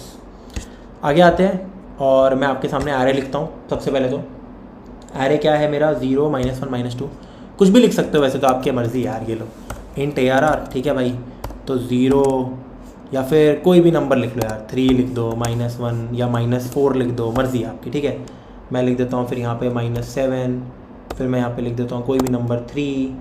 ठीक है, फिर मैं लिख देता हूँ नंबर 3 भी नहीं, इनफैक्ट मैं लिख देता हूँ नंबर 30, फिर मैं लिख देता हूँ नंबर 7, फिर मैं लिख देता हूँ नंबर -9, फिर मैं लिख देता हूँ नंबर कुछ भी 2, फिर लिख देता हूँ नंबर 1। ठीक है, फिर मैं लिख देता हूँ एक नंबर यहाँ पे 6 एंड लास्टली मैं एक नंबर लिख देता हूँ -1। कोई भी मैं रैंडम एरे ले रहा हूँ। तो बेसिकली मेरे को आंसर में क्या देना है, अगर मान लो विंडो मेरी के साइज़ की है तो मेरा आंसर आना चाहिए ये देखो, इसका सबसे पहले -4 आ गया। ठीक है, -4 फर्स्ट नेगेटिव, फिर इस विंडो का भी मेरा -4 आ गया। ठीक है, तो ये आंसर आना चाहिए मेरा। ठीक है, इसका भी -4 आ गया, फिर इस थर्ड विंडो का -7 आया आंसर, फिर फोर्थ विंडो का मेरा -9 आया यहाँ पे आंसर। ठीक है, फिर फोर्थ विंडो कौन सी थी, ये देखो 1 2 3 4। अब ये फिफ्थ विंडो जो 7 से शुरू हो रही है, इसका भी मेरा आंसर -9 है। फिर सिक्स्थ विंडो जो -9 से शुरू हो रही है, इसका भी आंसर -9 है। फिर सेवन्थ विंडो का आंसर 0 है क्योंकि कुछ है ही नहीं, और एट्थ विंडो का आंसर -1 है। तो ये मेरे को आंसर चाहिए टेक्निकली स्पीकिंग। ठीक है, यहाँ पे एक बार स्टोर करा लेते हैं, this should be the answer. ठीक है, this should be the answer. अब सबसे पहले मेरे को दो चीज़ें करनी है, एक तो अपना आंसर वेक्टर बना लो, क्योंकि मैं पुशबैक करते रहूँगा। एरे भी बना सकते हो लेकिन पुशबैक करना आसान रहता है। ठीक है, तो आप ये बना लो V, ठीक है, जिसमें हम पुशबैक करते रहेंगे, या इसका नाम आप आंसर रख दो। फिर मुझे क्यू डेटा स्ट्रक्चर चाहिए अपने काम करने के लिए, क्यू इंट क्यू। सबसे पहला काम, पूरे एरे में ट्रवर्स करो और क्यू में अपने सारे एलिमेंट्स को पुश कराते रहो, जो नेगेटिव है उनके इंडिसेस को पुश कराना है। ठीक है, तो सबसे पहले इसका साइज़ निकाल लेते हैं। इंट ऐसे लिख दो आप, size of ARR divided by size of ARR का 0। ठीक है भाई, n निकल गया। अब मुझे क्या करना है, मैं यहाँ पे सिंपल लिखता हूँ for int i = 0, i <n। अपने एरे में ट्रैवल कराओ, मैंने i > n लिख दिया, बहुत बढ़िया। ठीक है, अब मुझे क्या करना है, कभी भी अगर मेरा ARR of i is a negative element तो अपने क्यू में पुश कर दो वो इंडेक्स, क्यू में वो i पुश कर दो, बहुत बढ़िया। तो क्यू के अंदर चीज़ें मेरी डल गई। अब मुझे क्या करना है, अब मुझे वापस से अपने पूरे एरे में ट्रैवर्स करना है, लेकिन कब तक करना है ये देखना। मुझे एक k दे रखा होगा, जो कि यार यहीं ले लेते हैं, मान लेते हैं कि यहाँ पे मेरा इंट k, और मैं 3 ही ले रहा हूँ k को, फिर 4 लेके भी देखेंगे एक बार, तो k मेरा 3 है। तो मैं बेसिकली यहाँ पे क्या कहता हूँ, वाइल लूप लगा लेंगे। ठीक है, इंट i = 0 पे रख लो, और मैं सिंपल कह सकता हूँ वाइल जब तक मेरा जो i + k है, ठीक है, इट इज़, ठीक है, इसको मैं कह सकता हूँ i + k मेरा इट इज़ n। ठीक है, जब तक ऐसा है तो अपने लूप को चलाते रहो, जैसे ही i + k मेरा n भी पहुँच जाएगा तो लूप तोड़ देना। ये देखो बहुत सिंपल है। आपको बेसिकली आप फॉर लूप भी लगा सकते हो यार, कि i मेरा 0 से लेकर यहाँ तक जाए, n - k + 1, तो ये भी ट्रू है यार, इसमें भी कोई दिक्कत नहीं, आप ये भी कर सकते हो। फॉर लूप लगा लो, i = 0 से लेकर यहाँ तक, और वो भी इतने एलिमेंट्स हैं, नंबर ऑफ विंडोज़ है, तो इसमें से भी हम -1 कर देंगे, n - k तक चला लेंगे। एनीवेज व्हाटएवर इट इज़, मैं ये कर सकता हूँ कि जैसे ही मेरा ये इधर आ गया तो लूप को मैं तोड़ दूंगा। ठीक है, क्योंकि यही मेरी विंडो रहेगी। ठीक है भाई, बहुत बढ़िया, और i 0 पे है। ठीक है, तो जब तक ये n से कम है मैं अपना काम करते रहूँगा। अब मेरे को हमेशा अपनी जो भी i विंडो का जो स्टार्ट है उसका मेरे को नेगेटिव एलिमेंट निकालना है, फर्स्ट नेगेटिव, और आंसर में पुश करना है। कैसे निकालूंगा मैं अपना फर्स्ट नेगेटिव? सबसे पहले तो मैं क्यू में एक चीज़ सर्च करूँगा, वाइल। ये देखो, आपको लग रहा होगा ना कि यार वाइल के अंदर वाइल लग रहा है, big O of n time complexity ही है, प्लीज़ समझना, क्योंकि क्यू से हर एलिमेंट यार एक ही बार पॉप होता है। ठीक है, और कितने मैक्सिमम एलिमेंट हो सकते हैं क्यू के अंदर, अगर सारे नेगेटिव हो गए मान लो, तो big O of n time ही तो लगेगा, और n स्पेस भी लग सकता है मैक्सिमम। तो इधर देखो, वाइल जब तक जो क्यू के फ्रंट पे एलिमेंट पड़ा है, अगर वो एलिमेंट, वो इंडेक्स है क्योंकि एक, अगर वो i से छोटा है, if it is less then i, तो एक काम करो, क्यू में से पॉप कराते रहो एलिमेंट को, क्योंकि वो किसी काम का नहीं है, वो पुरानी विंडोज़ का नेगेटिव होगा। पहला काम ये हो गया। अब जैसे ही मैंने ये किया, इस काम को करने के बाद या तो क्यू का जो फ्रंट है वो मेरी विंडो में लाई करेगा, विंडो से पहले नहीं आएगा, वो मैंने कंडीशन हटा दी, या तो विंडो में लाई करेगा या फिर वो विंडो के बाहर होगा। ठीक है, तो यहाँ पे एक और चीज़ आपको हमेशा रखनी होती है, जब भी मैं क्यू के फ्रंट को एक्सेस कर रहा हूँ, कहीं अंडरफ्लो एरर ना आ जाए बच्चों, तो भाई क्यू का साइज़ भी मेरा 0 से बड़ा होना चाहिए। ठीक है भाई, तो इसका भी ध्यान रखना। And this is a very important conditions. जब भी मेरे को क्यू का फ्रंट एक्सेस करना होता है तो अंडरफ्लो कंडीशन के लिए लिखना पड़ता है, बहुत बार सिखा चुका हूँ। तो क्यू को पॉप करते रहो, देखो एक ही लाइन में वाइल लूप लिख दिया, इसलिए लग भी नहीं रहा कि वाइल लूप है। अब मुझे क्या करना है, अब मुझे चेक करना है कहीं जो मेरा क्यू के फ्रंट में है वो विंडो के बाहर तो नहीं लाई करता। अगर विंडो के बाहर लाई करता है तो अपने आंसर में 0 पुश करा दो। तो दो कंडीशन होगी, इफ़ अगर जो अब क्यू के फ्रंट पे एलिमेंट पड़ा है, ठीक है, क्यू के फ्रंट पे एलिमेंट पड़ा है, अगर क्यू के फ्रंट पे एलिमेंट जो पड़ा है इट इज़ ग्रेटर दैन, ठीक है, इट इज़ ग्रेटर दैन और even equal to I plus K, मैंने आपको ये बताया था क्योंकि विंडो के बाहर होता है आई प्लस के। अगर ऐसा हो रहा है तो आप सिंपल अपने आंसर में पुश बैक करा दो 0, वरना एल्स के केस में क्या होगा, एल्स बड़ा आसान है, मतलब वो विंडो के अंदर लाई कर रहा है नंबर, तो मैं क्या करूँगा, आंसर में मैं पुश बैक करा दूंगा जो भी क्यू के फ्रंट पे पड़ा है, ARR ऑफ जो भी क्यू के फ्रंट पे पड़ा है वो एक इंडेक्स है। देखो यही मेरा काम होगा, बहुत ही बढ़िया। लेकिन एक चीज़ यहाँ पे ध्यान रखना यार, अगर कभी मान लीजिए कि वाइल क्यू का साइज़ ग्रेटर दैन 0 है ना, अगर ये सब पॉप करते मेरा जो क्यू का साइज़ है ना यार वो ख़त्म हो जाता है, ठीक है, क्यू का साइज़ ही ख़त्म हो गया, तो मैं क्यू का फ्रंट तो यहाँ पे एक्सेस करा ही नहीं सकता, राइट, क्यू का फ्रंट तो मैं एक्सेस करा ही नहीं सकता इफ़ ये चीज़ हो रखी है मेरी। तो यहाँ पे ध्यान देना पड़ेगा, अगर क्यू खाली हो जाता है ना, देखो इसके बाद खाली हो जाता है तो भी मैं 0 को पुश बैक कराता रहूँगा। ठीक है, तो एक चीज़ ध्यान रखना, पहली कंडीशन ये लिख देते हैं हम कि इफ़ क्यू का जो साइज़ है वो 0 हो गया है ना, तो भी मैं ये करा दूंगा, ये देखो ये और ये। इनफैक्ट मैं और की कंडीशन लगा सकता हूँ ना, मैं क्यों दिमाग लगा रहा हूँ अपना, हाँ इसकी ज़रूरत ही नहीं थी, ये लो, इसको लो, इसको यहाँ पे और भी लगा सकते हैं, ये लो भाई, ये लिख के हम और की कंडीशन भी लगा सकते हैं गाइस, ये देखो, नॉट अ बिग डील। ठीक है भाई, मैंने और की कंडीशन लगा दी, इसकी ज़रूरत ही नहीं है। और पहले और के अंदर ये चेक होगा, ठीक है, और के अंदर मेरा ये चेक होगी चीज़, बहुत बढ़िया बहुत बढ़िया।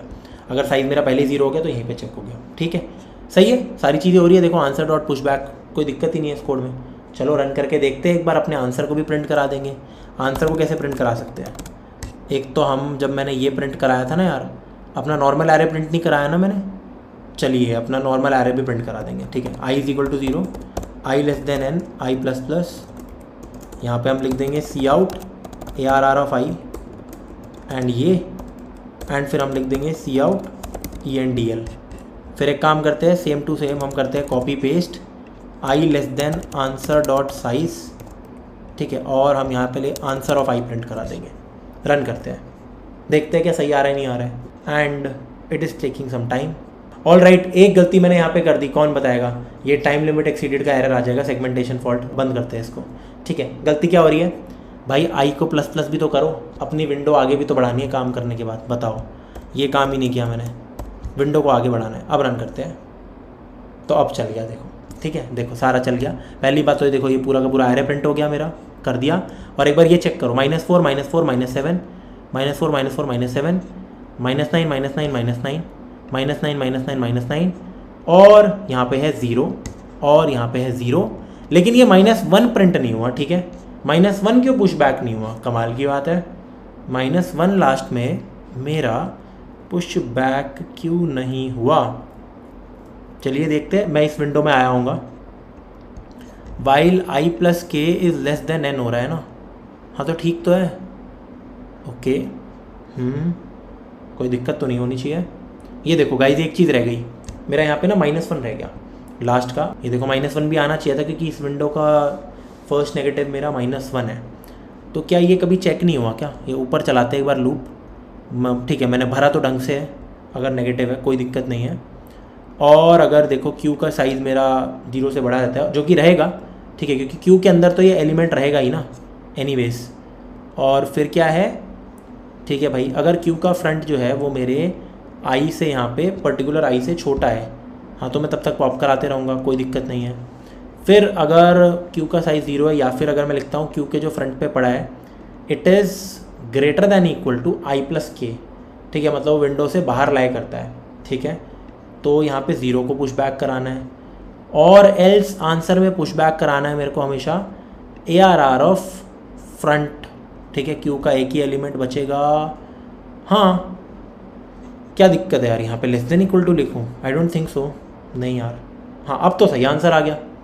ओके तो यहाँ पे दिक्कत ही हो रही है, ये less than equal to n मेरे को इसलिए लिखना है, ये देखो बेसिकली अगर मैं ऐसे लिखता ज़्यादा सही रहता, i is less than equal to n minus K तक ही मैं लूप को चलाऊँगा। ये देखो ये भी मेरा लूप चलेगा, सेम आंसर आएगा, ये देखिए परफेक्ट। ऐसा इसलिए, एक बार इधर आइए, मेरे को अपना ज़्यादा दिमाग चलाना नहीं चाहिए था। एक बात बताओ, मैं चाहता हूँ मेरी विंडोज़ यहाँ से स्टार्ट हो, ये स्टार्ट ऑफ द विंडो है, फिर ये एक विंडो बन रही है, फिर ये एक विंडो बन रही है, देखो यहाँ से स्टार्ट हो रहा है, यहाँ से यहाँ से यहाँ से यहाँ से यहाँ से मैक्सिमम यहाँ तक जा सकता है, क्योंकि ये मेरी लास्ट विंडो बनेगी, ठीक है। इसको एक बार के लिए छोड़ो, इसको गोली मारो आई प्लस के को, लेकिन एक बार के लिए इधर देखो, यहाँ तक मैक्सिमम आ सकता है मेरा नंबर। अब एक बात बताइए, ये 0 से लेकर 9 तक सारी चीज़ें हैं मेरी, राइट, तो मान लीजिए यहाँ पे 10 होता कहीं ना कहीं, तो ये अगर 10 है तो ये जो एलिमेंट है जहाँ मेरी लास्ट विंडो आएगी वो क्या होगा, 10 माइनस के 3, यानी कि 7, 10 माइनस 3, तो आई मेरा मैक्सिमम क्या जाएगा, ये नंबर क्या हुआ 7 हो गया मेरा n माइनस के, ठीक है, तो आई मेरा n माइनस के तक जाएगा, ठीक है। तो ये एक छोटा सा एरर था, लेकिन आई थिंक आपको कॉन्सेप्ट समझ आ गया होगा, ठीक है भाई। तो ऐसा रहने वाला है कि भाई ये ऐसे तक रहेगा, ठीक है, i is less than equal to n minus k, या फिर i plus k less than equal to n, एक ही बात है। अब आगे बढ़ते हैं, अपना अगला क्वेश्चन सॉल्व करते हैं।